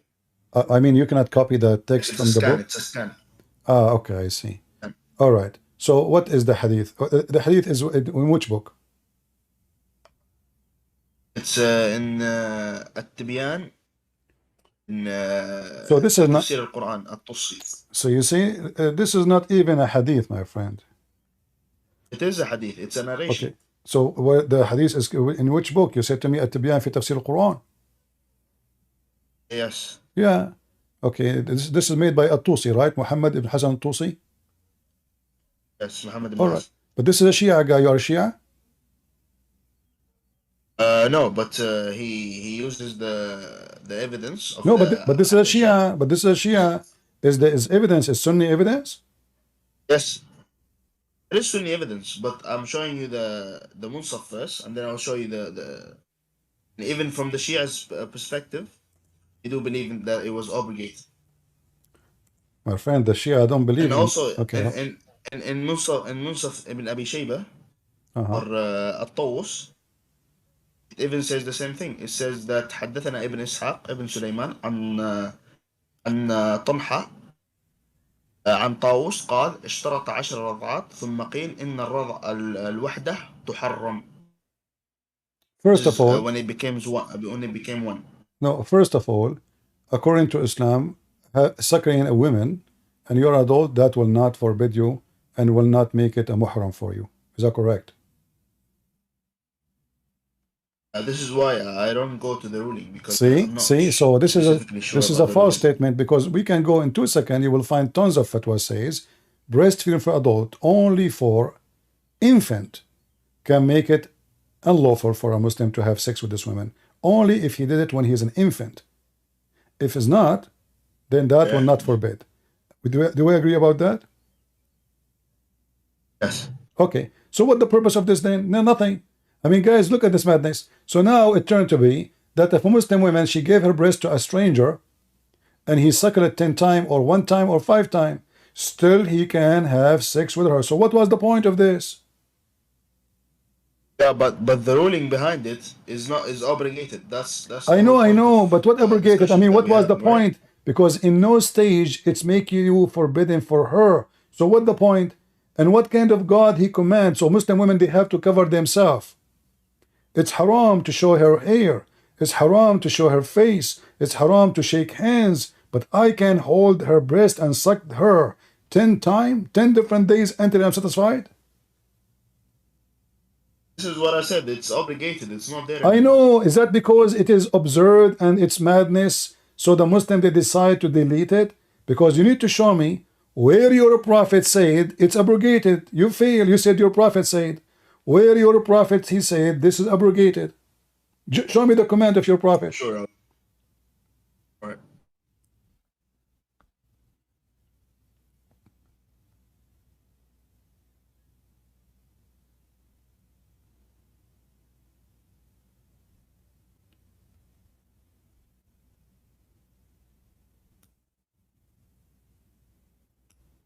If you want, I can help you. Let me help you, just to not to waste time. Look with me in the screen. And I have them here. No problem. Look with me and see the clear evidence that you Muslims are the one who ate the verse, not the goat. Do you see all those hadith? And all of them, they are sahih. Look how many. Yes. The Prophet, he died and is still was in the Quran. He died. Now he's dead. Are you Muslims saying to me that the abrogation of the Quran happened after Muhammad's death? The verse exists when Muhammad died. So all the news you gave me, it is a fabrication. Can you prove it? Yeah, it's in front of you on the screen. Don't you see what I'm showing you? Yes, but what is the hadith? Okay, this is Sahih Muslim. Aisha, please be with her, reported that I had been revealed the Holy Quran that the clear suckling make the marriage unlawful, and then it was abrogated, and by 5 suckling. This is what you say, remember, right? 5, okay. And then, okay, and Allah apostle died, and it was before that time found in the Holy Quran. So after Muhammad's death, it's gone. Oh, it's before the time. No, yeah, before his death, it was in the Quran. After his death, is not. Yes. Yeah, so before his death, Yes. okay, so Muhammad died a minute ago. Before his death, the verse was there. After his death, is gone. No, that's not what the hadith says. No, my friend, okay, hold on. Okay, in fact, read with me carefully. In Arabic, it doesn't even say that. It doesn't say before. And you know Arabic, and that will help me better. So here it says, فَتُوفِيَ رَسُولُ اللَّهِ صَلَّى اللَّهُ عَلَيْهِ وَسَلَّمْ وَهُنَّ فِي مَا يُقْرَأُ مِنَ الْقُرْآنِ. He died and they are still in the Quran, not before. Do you see it?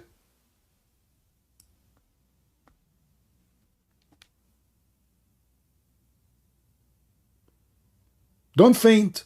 Yes, I do see. Okay, so the Muhammad, he died, and the verses is still in the Quran. The translation in the left is false. They say before. It doesn't say before. It says he died, and they're still in the Quran. And who said that? Aisha. And this is Sahih Muslim. So all the argument you gave me in the last 30 minutes, it was wrong and false. Abrogated, etc. It's not there by recitation, by ruling. No.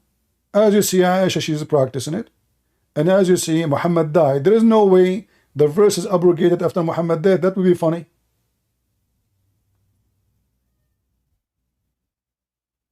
Can you go back to the Arabic again?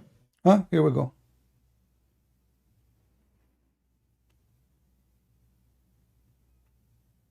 فتوفي رسول الله صلى الله عليه وسلم وهن فيما يقرأ من القرآن.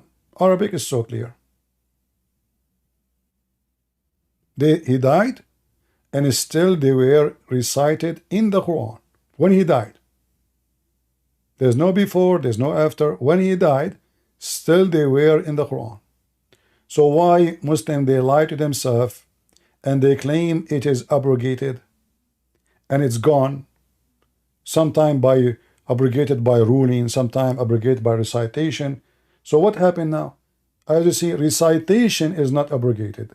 The ruling became 5. That means we should have 5, the Quran about 5 times. We don't have it 2. So now 10 is gone, 5 is gone, ruling is gone. When Muhammad died, is still in the Quran.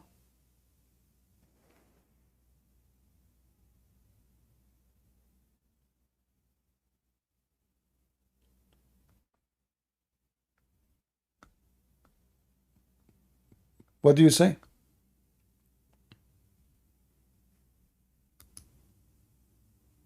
I have my sources here. Did the source I gave you valid or not valid? The one you showed me now? Yeah, this is Sahih Muslim. Yeah. Is it valid? Yes, of course. So other sources, no needed. If this one is valid, it's true. That's it. You can give me 10 sources, but I mean, if the sources are not accurate with each other, that means none of them is valid. So if this one is valid, then the rest is not needed. And as long as you agree with me, that's it. Muhammad died and the verse is still there. And the ruling itself proved Islam to be false, pagan cult. Muhammad obviously making fun of the Muslims. What the point of making a woman give her breast to a stranger? I never heard that this will make a person behave. That will make the opposite. A man, when he see women breast, he get horny. So imagine now, he's not only seeing them, he is touching them, and even he's licking them, sucking them.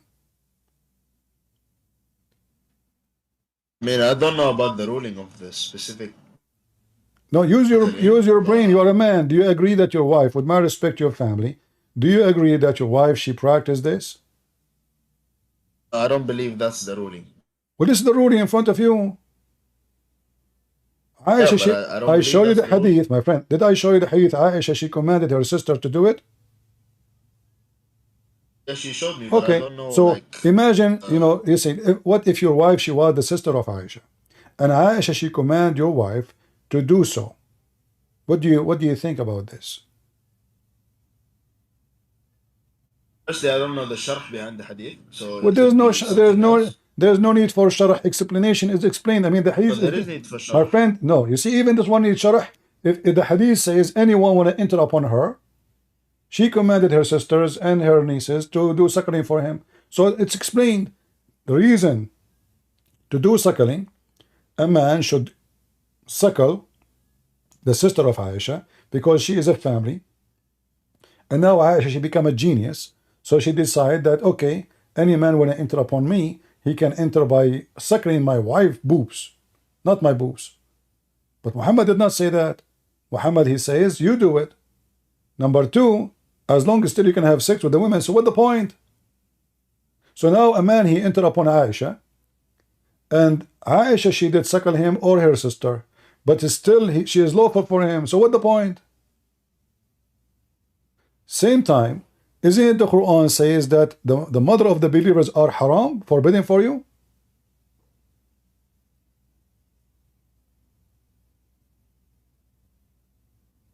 Yes, it does say that. Okay, so what the point of this? If all of them is forbidden for her anyway, so she should be able to meet anyone. What is madness? Your religion is messed up, my friend. So Quran is gone. Quran is fabricated. Muhammad can't be a prophet. Muhammad obviously making fun of people. There's no way a prophet of God teaching decency. He will command women to give their breast out to strangers. And now his wife, she is doing that. So imagine now we go to visit Aisha and we sit in her presence to meet her. So you say, hey CP, go to my sister, suckle her breast first, and then come to me. And then Christian Prince, he go 1 hour, 2 hours, 3 hours, 10 days. This guy, he never satisfied with the breast of a woman. He keeps suckling. He's hungry all the time. What the logic? Yeah, but I think if we combine the hadith that I'm reading right now, hadith, I think there is a misunderstanding when it comes to Arabic also. No, my friend, the Arabic And is so clear. I It says believe, that he died and yes, they yes, still and still are recited in the Quran. yes, but I believe that there's the wahn wahunna is means something else. No, this is the, Because there's go. no way No, this is to go the same. back to the There's no way in the verses. same hadith. Huh? But I'll bring you a same. I'll bring you a hadith from Aisha also, Uh-huh. right? Okay. By Imam al-Zarqani.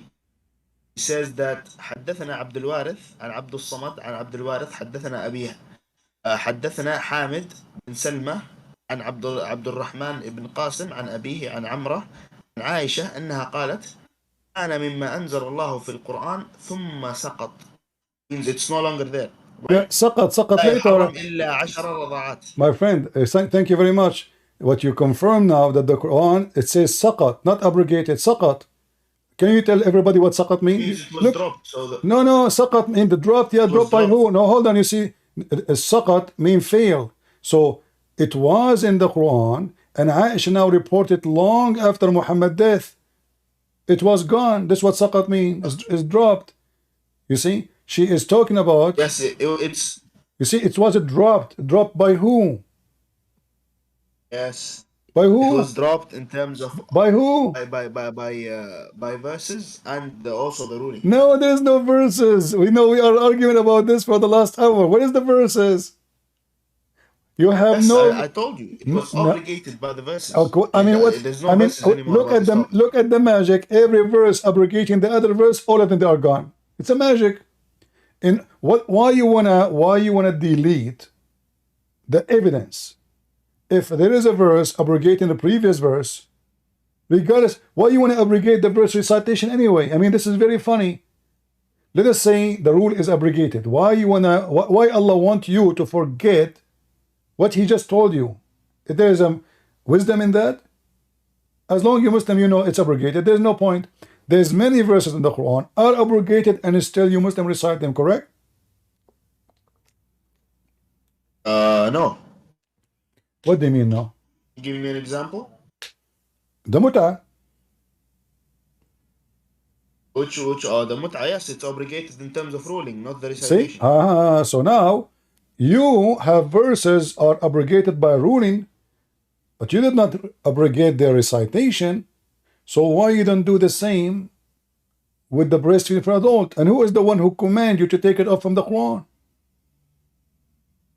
Because you have three modes. My friend, you keep saying we have a three. You keep saying we have a three, we have four, we have seven. I don't care. I'm asking you, who is the one who gave you the command to take the recitation off? Can you give me the name? Rasul sallallahu alaihi wasallam. Where he said, don't recite it no more. If you can show me that, you are my hero. I can show Aisha says that. No, Aisha should not say that. I'll show you another hadith. You want to see it? My friend, you're Muslim. You're Muslim. So only Aisha, she heard something. The rest of the Muslim never heard. No, that's not how hadith works, right? No, you see, you have to say to me, the prophets say, even if Aisha, she said, the prophet said, Aisha is not your prophet. So show me the reference where it says that recitation abrogated because of the prophet command. Can you show me that? By the way, I think this is the same matan of the hadith you're opening right now. It's in different wording in terms of Arabic. My friend, no problem, but It says uh-huh.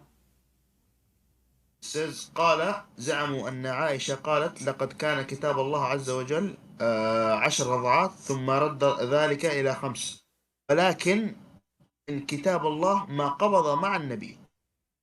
You are reading the Shia, my friend. You are reading the Shia interpretation, right? This is why it says Zamu. He's accusing them to be a bunch of liars. Yes. Yeah. He's accusing the Shias to be a bunch of liars. No, he's accusing the Sunni. This is Ibn Hammam al-San'ani. He's a Sunni hadith. Okay, he's talking. Compiler. He's okay. So okay. Give me the wording of the hadith, please. Okay, I send it to R Black. Can you send it, please, in the chat?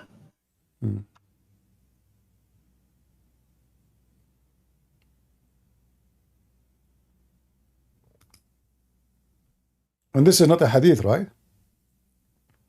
This is just hadith. It is a hadith? Yes. Okay. Well, until they give it to us. Okay, here we go. I see now the page. All right.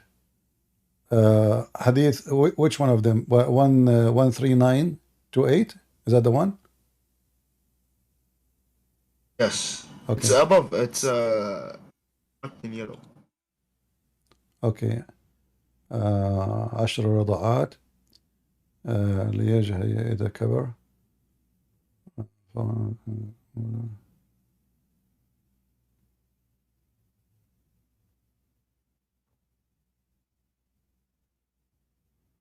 Okay, my friend, look what you did.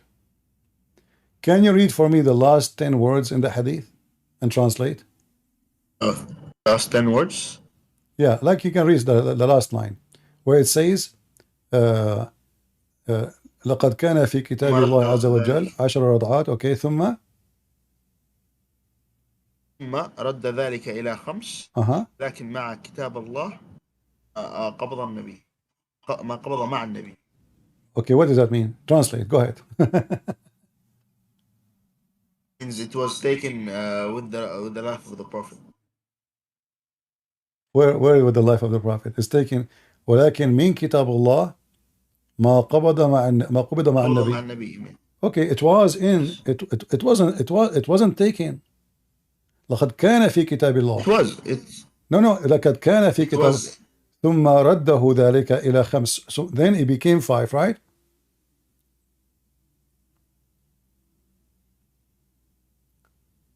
لكن من كتاب الله ما قبض. Okay. It's one of what he's saying. It is one of the things is gone when the Prophet is gone. It doesn't say the Prophet abrogated.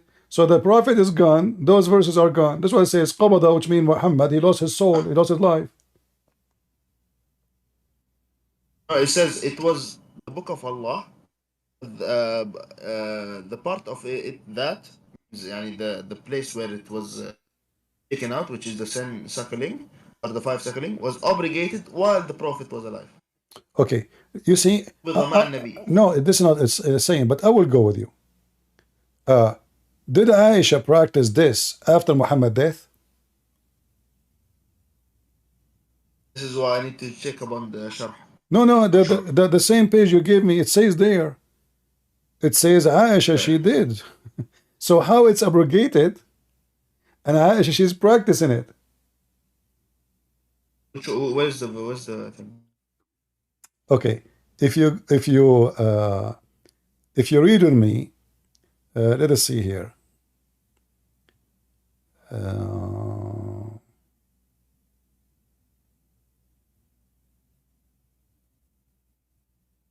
Okay, the same hadith in the beginning, it says that أخبرنا ابن جريج. You see it in the beginning?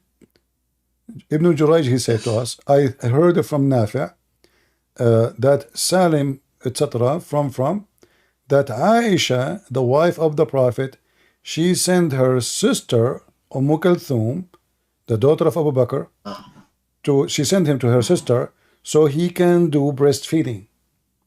This did not happen in the time of Muhammad's life. This is after Muhammad's death. How do you know that? Because simply nobody is allowed to enter upon Aisha when the Muhammad is alive. This is number one. Number two, they start arguing, the wives of Muhammad, they start arguing with her about if this was only a license for Sahla or this was for all women. If Muhammad is there, he will say, don't do it. Do it or don't do it. It's abrogated. So all of this happening, Muhammad now is dead.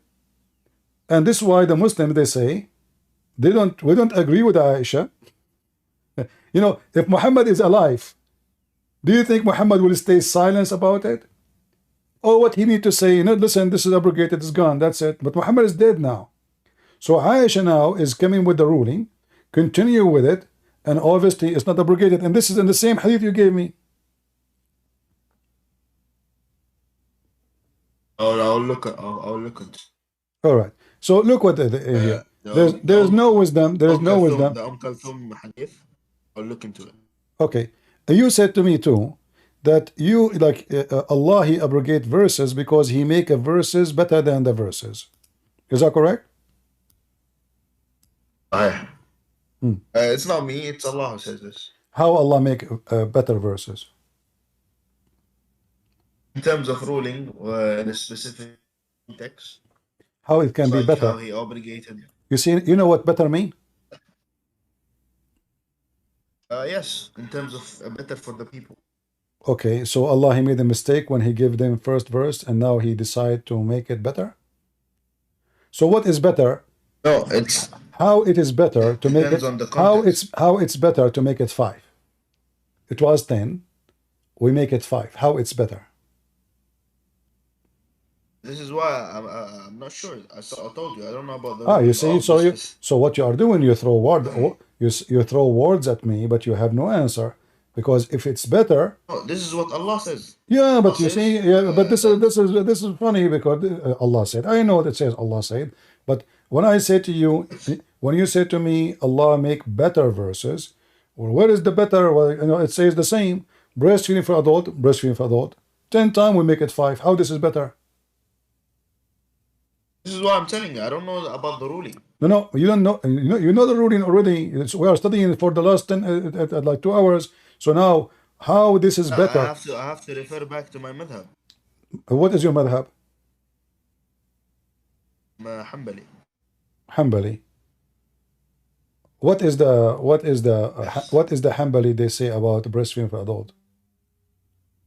This is why I have to go look into it. All right. Okay. You know what?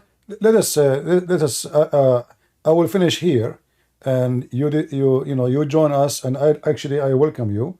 You're a nice guy. You are not rude. You are not using bad language, which is nice. So I really enjoy talking to you. When we started today, your brother, we in the beginning we mentioned about the Bible is corrupted. So I want to ask you a very simple question. Injil is sent by Allah. Injil is sent by Allah. Why Allah allow his book to be corrupted? Because he didn't specifically say that he will not corrupt it.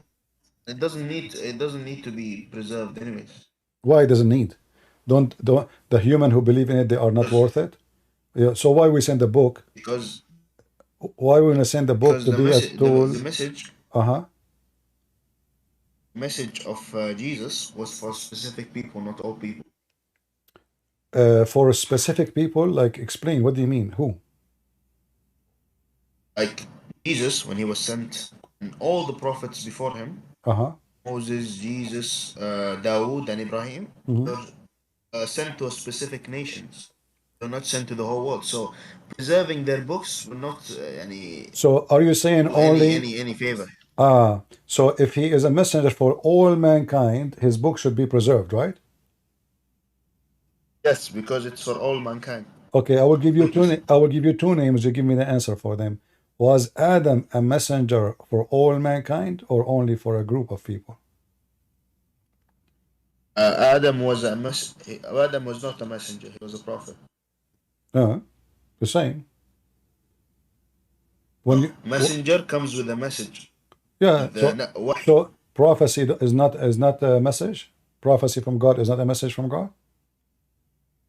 we don't take it as and we don't use Okay, prophecies let me to give you classify let me give you the message. second. So was Adam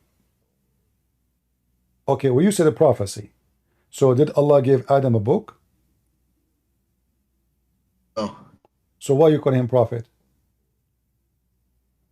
because he's a prophet. What is it? Prophecies. Give me one prophecy. He said. We don't have them, but So Allah declared that he's a prophet. okay, so where he decree where Allah decreed that Adam is a prophet? Huh? I'll see. Wait. Okay. Adam is a prophet. Okay. We will see how the Quran make things funny.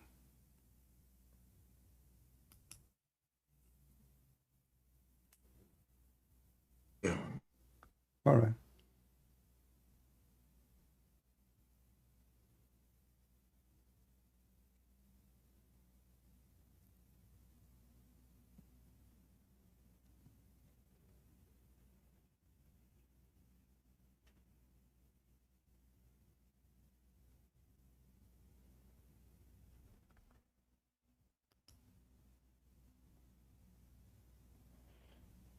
Do you need my help? If you would help finding it, then yeah. Well, but if I help you, that will make Islam really look embarrassing, because the Quran says that Allah He chosen Adam from all mankind. Is that correct? فاصطفاه على العالمين. Huh? Let us read together. Yeah. Let's read. Let's read. Yeah, so like how Allah in the Quran He says Allah He select Adam from all mankind. There's mankind at that time. How Allah He chose Adam from all mankind, from all the alameen. What does that mean? I mean, this is the first man. There's nobody. I mean, there could be in terms of Allah's knowledge. So What do you mean Allah knowledge? Is it Muhammad the first man or his second man? Allah's knowledge has all the people. Allah claims that He istafahu ala alamin. Okay, of but course He knows that we are gonna exist. So istafa Adam out of all of us to be the first person. my friend, how he can elect Istafa in Arabic mean elect, he choose, select. But if he Yes, is He chose. okay, but if he is the only guy, the rest is not created yet. So how he chose Yes, him? it's not created, but it's No, in Allah's knowledge. what Allah knowledge? I mean, when you say I elect, he is the first man, my friend, not the last man. If Allah He chose the last man or the middle or 10 centuries after, I can say, okay, from Allah knowledge, He chose someone later. But this is the first man. So the one who made the verse here is wrong. Now, where is okay, Adam is a chosen. Where is the verse about Adam being prophet? No prophet. Nowhere it says he's a By prophet. the way, how do you know that alamin only refers to human beings? Alameen, a human being and genie.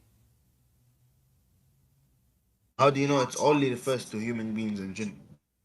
If there's anything else? Yes, malaika. Okay. But is Adam Is also was Adam sent to the but people, but also creatures but that lived before my friend, was Adam and the names we mention here are sent to the angels or as messengers? Again? Was Adam sent to the angels as a messenger or a prophet?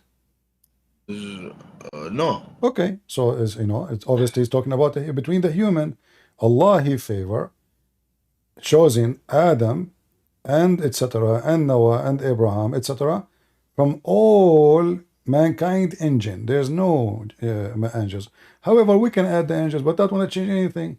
How Allah He chose Adam, you see the choice, it have to be from the same kind. So when I say I choose you from between the mankind, not between the genies. You're not a genie. You're not. So it's have to be from the Yeah, same but kind. alamin means everything. Okay, I will go with you. So where is in the Quran it says that Adam is a prophet? Nowhere.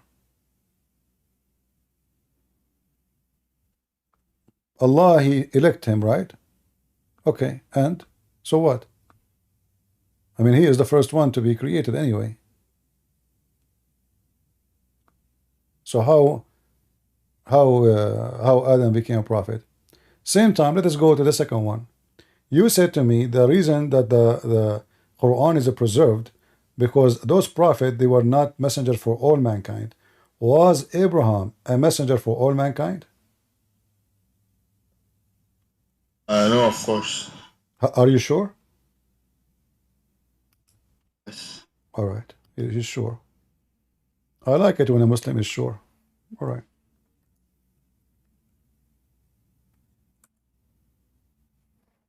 Here we go. Chapter 2, verse number 124. Does it say that he is linnasi imaman?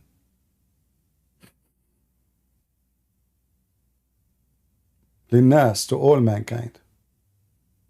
Do you see it? Yes. So Abraham, he is a messenger for all mankind. You said the reason the Quran is preserved because Quran is for all mankind, but the previous one are not, which is very funny. I mean, still message from God is message from God. There's no message is holy and message not important. But I'm going with you. So now Abraham, he received a message from God, correct? Yes. What is his message? Tawheed. Huh? Tawheed, and he has No. You see, the message is the book. The book. Okay. Did Allah give Abraham a book? Yes. Okay. You said if the message for all mankind, then Allah will preserve the book of the prophet. Okay, here we go. Abraham is a messenger for all mankind, as you see. What is his book? Okay, can you send the verse in the Chapter 2, chapter 2, verse number 20. You don't see my screen? Yes, sir. Okay. And here we go. This is the link. I will give it to you. So Abraham is a messenger for all mankind, yet his book in Islam is gone. You don't even have a single word of his book.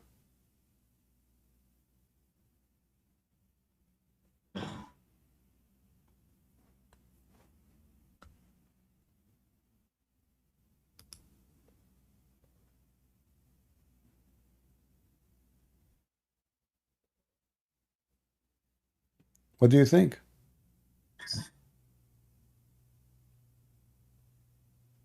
I'll read the tafsir on it. Look like, the Quran, the funny is, the Quran, according to the Muslim, is a miracle. The language is amazing, to the point a Muslim cannot understand what the Quran is saying. And then you need. I do understand what the Quran is saying. So why you are looking for the interpretation? Understand the Quran more. That means the Quran is not. All right, that means the Quran is not well explained by Allah. Did Allah? You could understand something and misinterpret it. That doesn't mean you didn't understand it. Did Allah gave you? Isn't it the Quran says Allah He gave full explanation for the Quran? Yes, which is in the Hadith sometimes. No, this is in the Quran. If Allah He says, I made it clear, I explained the Quran, it must be in the Quran. Can't be in the Hadith. Okay, give me a Hadith. Give me a Hadith coming from Allah. Explain this verse. Go ahead. Oh, we don't have specific like for every specific verse you have a Okay. you So have now look. So now tafsir. look. So now look We what do have happened. tradition. So now look what happened. Allah, He sent 124,000 messenger, 124,000 books, and Allah failed to protect all His books. And then Allah decided to protect one book. Why?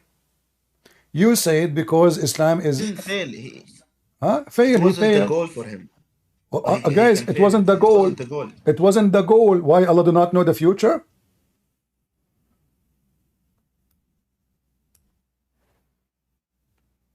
It wasn't the goal for him to preserve it. What do you mean not the goal? Allah, He don't care. It's not a goal. It's not a goal for Allah to preserve the book, right? Why it's the goal for Allah to preserve the Quran? Because the Quran is for all times.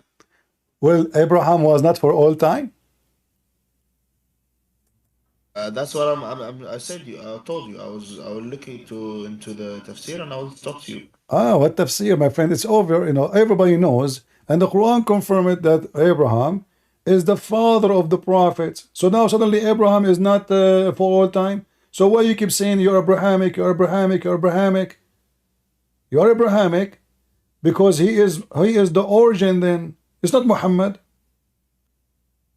So Abraham is way more important than your prophet then. So why Allah will not preserve? We say Abrahamic Huh? because the prophet is an Abrahamic lineage. The prophet is not Abrahamic. Okay, did your prophet circumcise himself? Oh, but he doesn't follow the rules of Abraham. But he command you to do circumcision. So he command you to do circumcision, but he himself do not circumcise.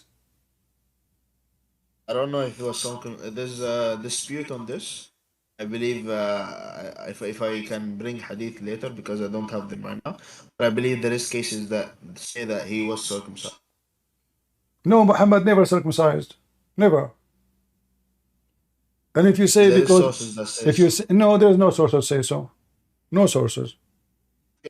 when you're online next time, I'll show you. You know, because I don't have them right remember now. when a Muslim says sources, you see, this is what I see from Muslims. When I give them sources, they say this is valid, this is not valid, this is etc. So this is my challenge for you to find me any sources which you consider as valid, showing that your prophet he did circumcise. Never. All right. And if the Muslim will say that Muhammad did not circumcise because he was old, well, according to your prophet, Abraham he did circumcision when he was 80 years old. So age is not a problem. Even he used the adze to cut his penis. By the way, why you Muslims circumcise? The prophet orders us to. But why? What is the point? Because the prophet ordered. That's the primary point. No. The secondary. You say okay. You say okay. Is circumcision in the Quran? It's in the hadith. So Allah he forgot to command something he commanded to Abraham? No. He commanded us through the prophet. He doesn't need to command Okay, us he through commanded you the to the prophet, but the prophet Yes, don't do circumcision himself. Yeah, that's as I told you. Now we're going in circles. I Oh, will okay. tell So you, now the I'll Quran show is not the you book next of time. Allah. The Quran is not the book of Allah. The Hadith is the book of Allah. Each time I ask you something, you say it's in the Hadith, not in the Quran. It's not the Hadith, it's in the Quran. So now let's go back to zero. The book of Abraham, according to Muslims, is gone. Allah gave him book, it's gone. Is the message of Abraham for all mankind? In the beginning you said no. Now we agree it is yes for all mankind. In fact, he is the father of Yes, all the I prophets. don't agree. No, you have to agree. You can open the interpretation you gave me. Any interpretation you will see. Abraham was a messenger for all mankind. I mean, the verse is so clear in front of you. Okay, we'll see about that. Imaman, my friend, imaman, the nas, to all mankind. So, same time, when you say Allah is not interested in protecting His book, but Allah should be interested in guidance. Otherwise, why He send books if you don't care? I mean, don't He knew? Like as an example, the Jews They corrupted the Torah according to your religion, correct? Yes. Why they did that?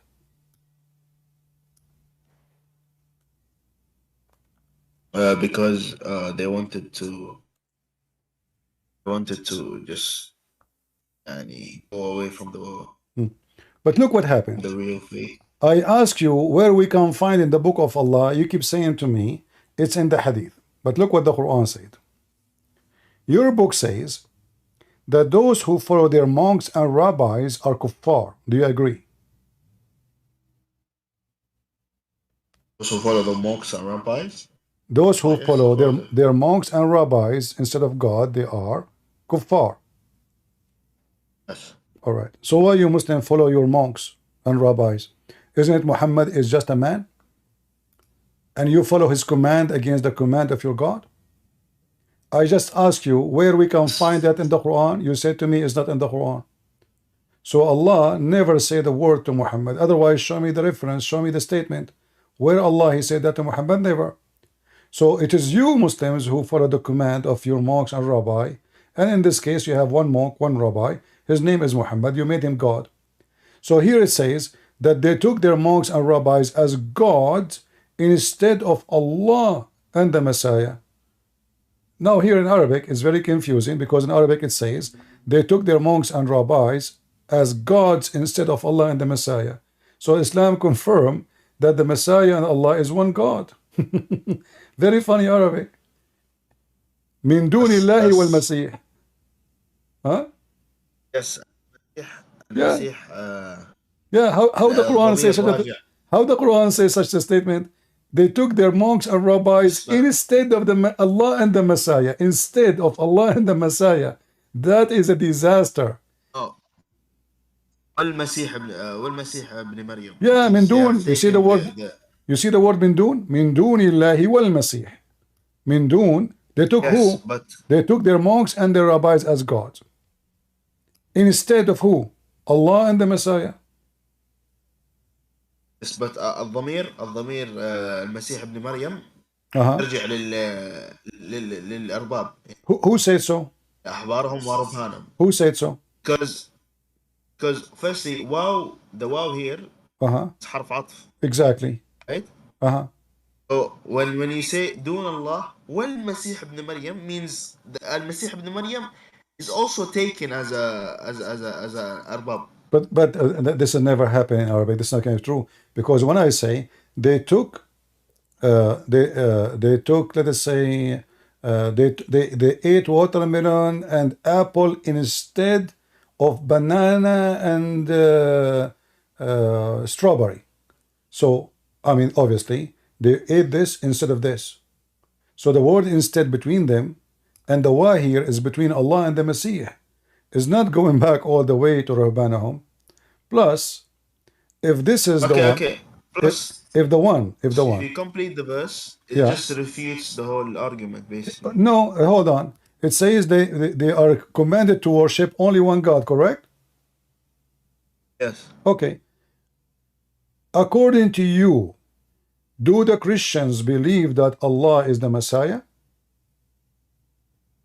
The Christians, yes, they believe that Isa is Allah. So how that would debunk it?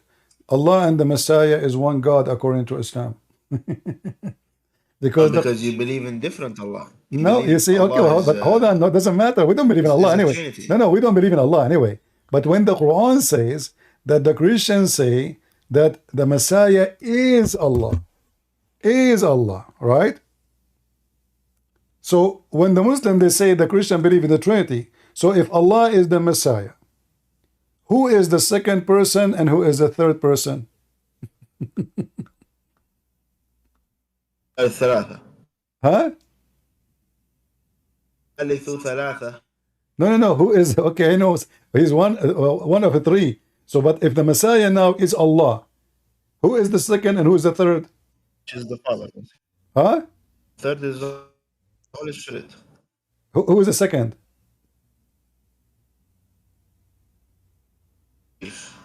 I didn't hear you. What?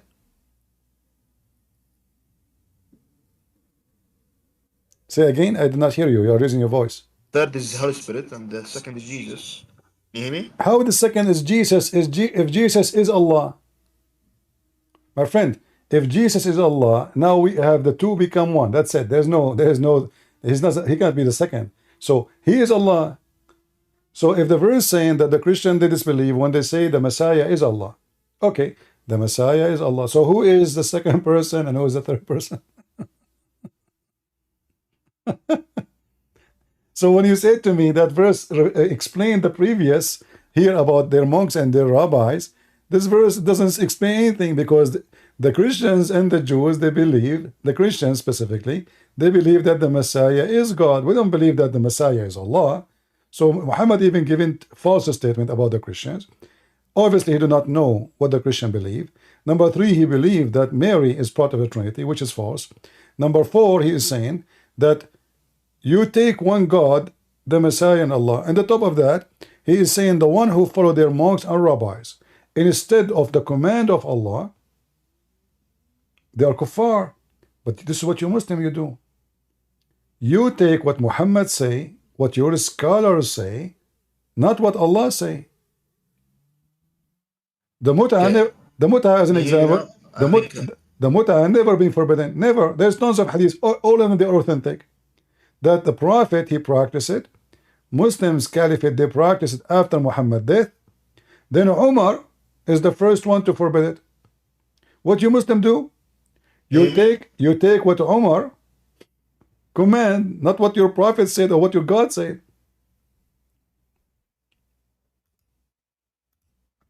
You hear me? I hear you, yeah. Yeah, I got cut out for a second. Who is the one who forbid the mut'ah? Your Prophet or Umar? I believe it's my prophet. Huh? It's my prophet who said that it's obligated also. You believe? I mean, even in the Shia sources we have this. No, this is not the Shia. They laugh at what the Sunni believe. The Shia, they practice mut'ah until now. You know. Yeah, but in their books also they have it's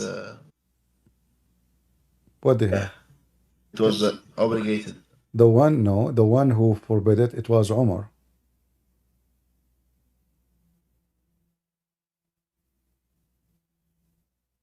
The one who forbid it, it was Umar, not your Prophet. Yeah, I'll send the hadith.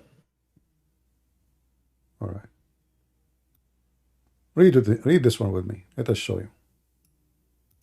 It's Ali ibn Abi Talib reported that Allah's messenger forbade on the day of Khaybar temporary marriage with women and eating of flesh of domestic asses. Read with me. Donkeys.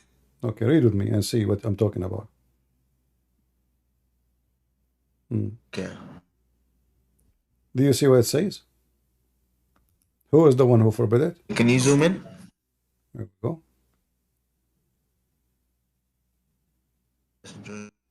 To me, I knew the issue and did tamattu with Ken Khalif. He addressed the people with. In the time of the Prophet, which means when he was alive. So now they are talking about in the time of Muhammad, when he was alive, they are doing mut'ah. And the one who forbid it is Umar. Oh, but you have another hadith which says that it was forbade. Okay. It's in Sahih Muslim. 1407F. Okay. Sahih Muslim 147. 14071. 407. 140. Okay, hold on. Sahih Muslim. Let me get it.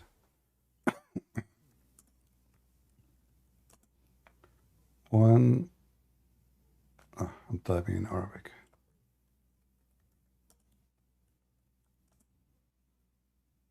One 407. All right.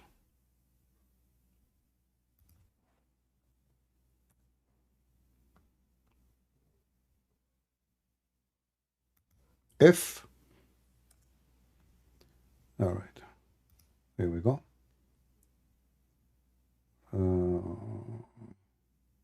All right. You see, you just gave me Sahih Muslim, correct? Hello? Can you hear me? All right. This is Sahih Muslim, correct? Is it possible that Sahih Muslim oppose Sahih Muslim? No. No? But your understanding is flawed of the hadith.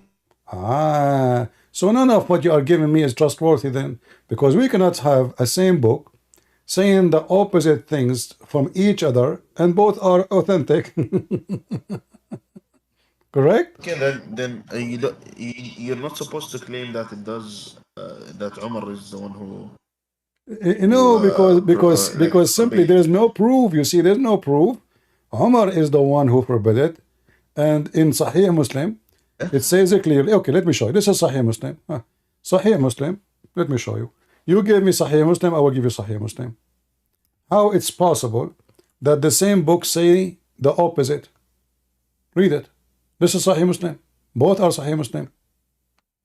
Who is the one who command not to do it? Umar.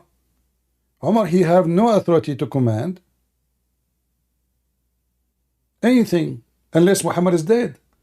So this has happened when Umar became a caliphate long after Muhammad. So if Muhammad is alive, Muhammad is the prophet, not Umar. Umar, he cannot make law. He cannot make up stories. Show me the hadith. Here we go. Umar is the one who forbade it. And this is Sahih Muslim. 1249. There's many of them actually.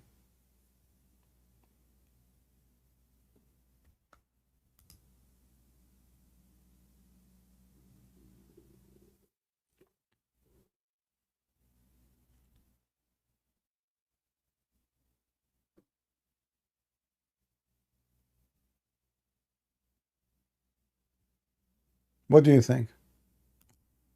Do you see the disaster in this Islamic religion? The same book say the opposite. One says the Prophet forbid it. One says we did it during the life of Muhammad, and then later Umar forbid it. It can't be true. There's a huge contradiction here. And you will notice that the hadith you gave me is not mutawatir. This one is a mutawatir. Look how many times reported. Huh? Look at this. Yes, I see. Yeah. The one who forbid it, it was Umar. Who is Umar? So the verse about their monks and rabbis goes to you Muslims. You don't follow your prophet. You don't even follow your God. You follow Umar. You follow Uthman. You follow whoever. You don't follow Allah. I follow the prophet. No, you don't. You don't have his statement anyway. Plus, can you tell us what kind of religion allow you to rent a woman? I just showed you, right? What you showed me? You showed me nothing. Showed you Sahih Muslim. No, there's no proof Showed you that Sahih Muslim. you show me something contradict the mutawatir. The mutawatir is saying that you did not receive anything from Muhammad. It was Umar who forbade. Okay, then the understanding of the hadith is flawed. Okay, Have to go back to the understanding. hold on. Why Allah will not give us a verse and say don't do it no more? And why Allah He allow it anyway? To rent a woman. What kind of God we have? Why would you ask me that question? I told you that we don't question God's. No, we have to question. I have to question because if we are talking about religion, we are talking about ethic. So what is the ethic of this God? He allow you to rent women for sex. Marriage. If I believe the religion is true, then I don't need to question the wisdom. How you come to the conclusion that this religion is true without questioning? Okay. You said we do not need to question. So how come the Quran say the following? Hatu burhanakum in kuntum sadiqin. Bring me your evidence if you are truthful. Is that correct? Yeah. Okay. So how come the Quran use a logic saying give me your proof if you are truthful, but you don't practice that? How come you cannot question your religion, but you can question the questions? That's not what I said. No, you said you don't. You said you don't question. I affirmed that this religion is true, and questioning God's wisdom because I believe that's God's wisdom would be flawed. I'm not asking you even to Because question your God wisdom. I'm asking you. I did not mention. I did not mention. I did not mention a questioning your God. I mentioned what is the reason to allow a man to rent a woman. What is the ethic in that? You want to question God? You want to question a prophet? It's based on context, by the way. If you are, if you are, what context? Renting women is a prostitution. Women, when they sleep, when a man he sleep with the women for the purpose of exchanging sex for money, it's very well known to be prostitution. So what is the logic of this God? He allow Muslim men and Muslim women, remember, because the one they will sleep with is women too. They are Muslims. So now Muslim men, Muslim women, they go to the bazaar and they search for women who they are willing to give their private part for some pennies or dollars. What was the wisdom? You said you don't question it. Well, we have to question it because the law of Moses forbid fornication. The law of Muhammad encouraged fornication. This is fornication. This is not marriage. The marriage is you marrying a woman for the purpose of having a family. Muta, the word muta in Arabic means a pleasure, correct? Okay. Pleasure of what? Sex. So you are having relationship with women. You don't even maybe know her name. You just met her in the street, in the elevator. You say to her, can you let me sleep with you? I will give you $10. For how long? She agreed. 2 hours, 2 hours. That is muta. So now the whole purpose of it is not society. That will not make society better. That will make kids grow with their parent without father, because now you sleep with the women few months after she delivered a child, and the father is not married to her mom. You know, she just have 1 hour. I don't believe in this, by the way. I don't believe in this. So it's no longer exists. No problem. You see? No, you see? No longer exists. In the context of war. No, there was no war. What, my friend, always Muslim have war. Name for me 1 year, 1 month, 1 day Muslims don't have war. Year of year of what? The year before. Year of before the or after the. After what? There's no war. There's no war? Yeah, there is no war. No, Muhammad was preparing for war. As soon he get ready, he told them, Bara'ah. My friend, always you have war. Always you have war. Same time, who said to you at that time they did not do mut'ah? They did. Because the mut'ah, as you see, was practiced. Was practiced non-stop until Umar ibn Khattab. And the Shia until now they practice mut'ah. Now we're going in circles again. Now we're going in circles. Okay, hold on. You said to me that Ali he said. You said to me that Ali he said that this war, this mut'ah forbidden by the time of Khaybar. And by the Prophet said that. Okay, so how many years your Prophet he practiced the mut'ah? The years of Khaybar. Okay, so that's it. The Jews are gone. So now you said to me, but we are talking about what? We are talking about something happened long after, and still Muhammad is doing mut'ah. Mut'ah, still practice. Why we are doing mut'ah? For what? Men they are going to war. I said men they are going to war. What this have to do? What this have to do? My friend. If I'm going to war, if I am going to war, are you saying to me during the war there was Muslim women, they come and they offer themselves for exchange of money for sex with the soldiers? This is what you're not getting. I said it was forbidden after the Battle of Khaybar. Are you that every war after Khaybar is no longer okay? I will go with you. I will go with you guys. He said it was allowed because of war, but now he said after every war after that it was forbidden. Okay, so why it was allowed anyway? If the Muslim they can practice war without having sex, renting women, then why we allow them first time? If it is wrong, it was practiced pre-Islamically. Post-Islamic. Thank you very much. Muhammad the pagan is taking something not decent, something filthy from the pagan, and he is practicing it because the pagan. Yes, it's what you said. Everybody heard you. It was something practiced. You said that. You misinterpret my words. No, you I said it was exist by a the pain. pre-Islamic thing, anyways. Okay, You believe that pre-Islamic. alcohol is a pre-Islamic thing too? Alcohol is after Islam too. Yeah. So also after Islam, you have the Shias that practice it. So Okay. that doesn't mean but no, let us stop. The one I asked you why you do mut'ah, you said it was because of war. But then it turned to be there's many wars happen after, but there's no mut'ah no more. So what kind of wisdom it says?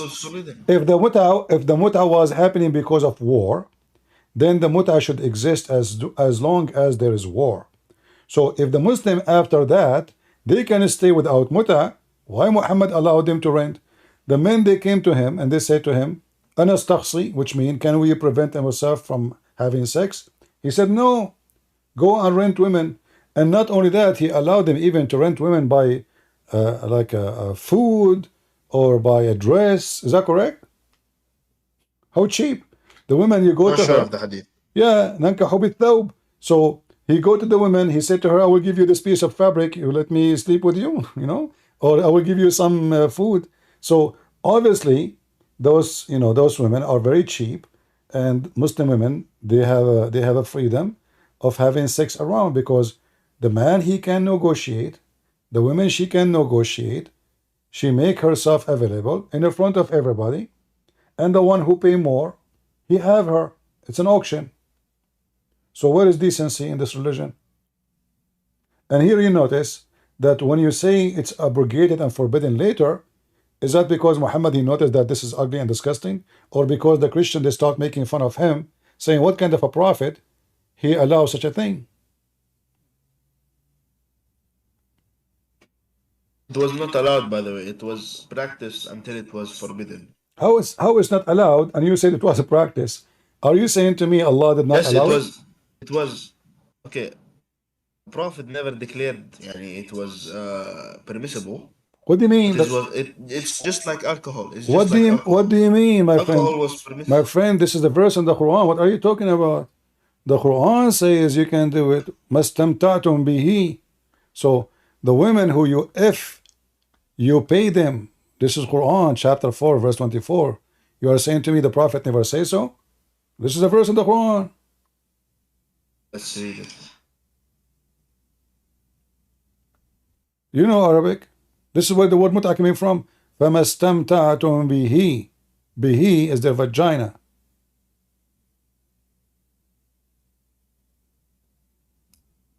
So because you enjoy their vagina, you pay them their wages. Wages, not dowry, as a translation saying. Does it say wages in Arabic? Correct? Yeah, wages, right?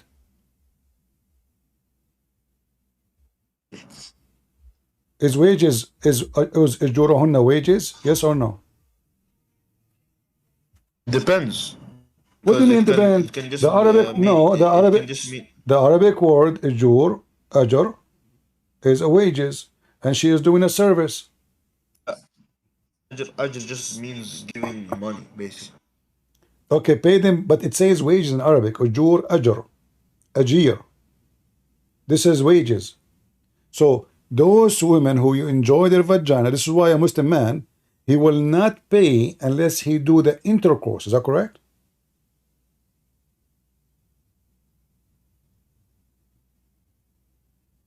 Hello?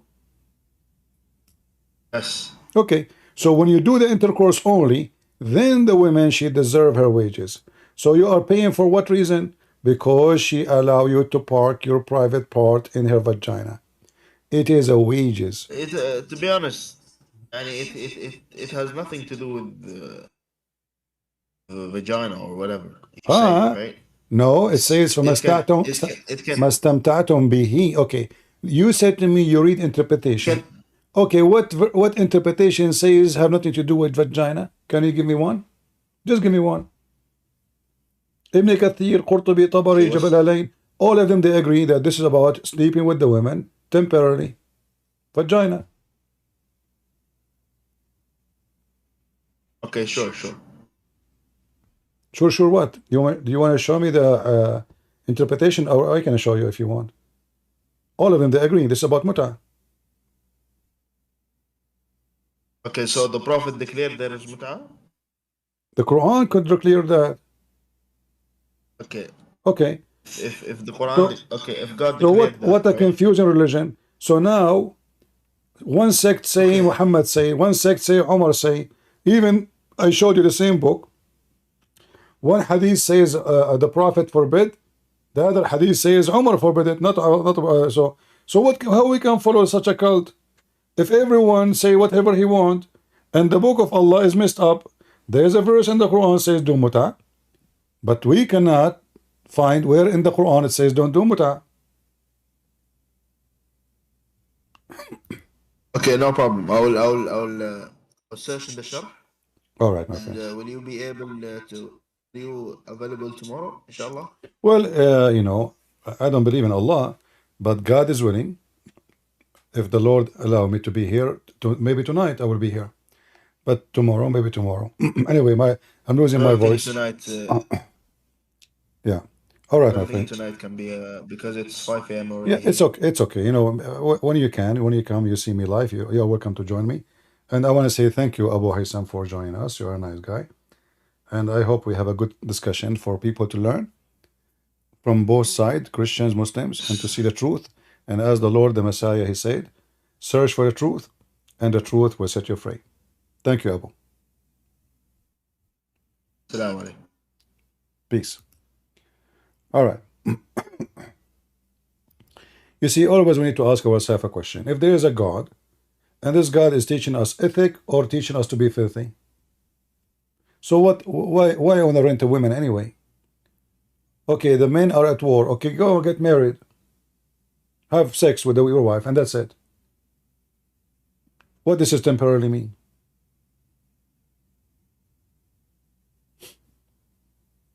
It's a billion times better to go and do masturbation than having sex with the women just to use her. It's not like even a girlfriend. It's just a woman. I mean, look how cheap it is. She's getting paid. What kind of ethic, what kind of people we are talking about? Those are the hookers in Thailand. The Muslims of Muhammad time, this is what they practice. Hookers in the street. And you come to them and you ask her how much.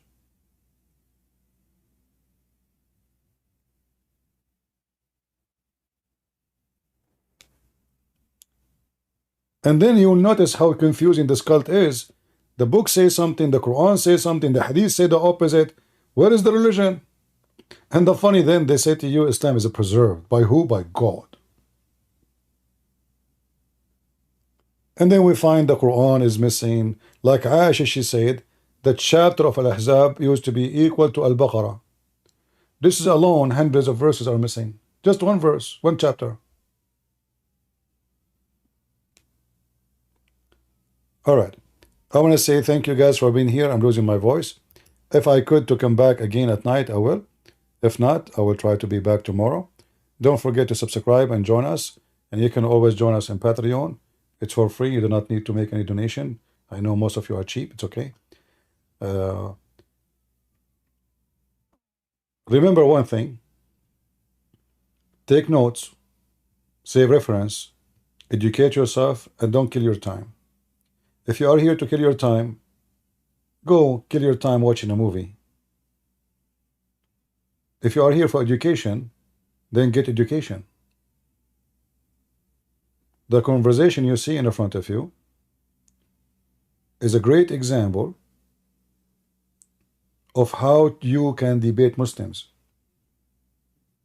How they play with the words. How they try to get away from answering. I don't question Allah. I don't question the wisdom of God. I don't know why.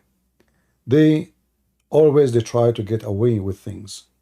Even the one who sound nice. I mean, this guy Abu Haysam, he sound nice guy, but he always try to avoid giving the answer. I don't question Allah. No, we have to question. If we are here to debate, that means the whole point is a questioning. Why Allah did not preserve his book? He don't have intention. Allah sent books, he don't have intention to preserve them? What the heck is that? Like at that time, Allah was a drugs addict. He don't care. His hair is not cut. He have tattoo in his face. He have no shoes. He don't take a shower. He is all the time drunk. He don't care. What kind of logic does religion have? Does God, he sent 124,000 prophet, 124,000 books, and then he decide at the end of the movie to preserve one, and then we find that this one does not exist. The Quran, the Muslim they have today, they don't even have a single page of it. Not a single page. Thank you all for being here. May the Lord bless you. And until we see you soon again. God is good. So is Jesus. Thank you very much.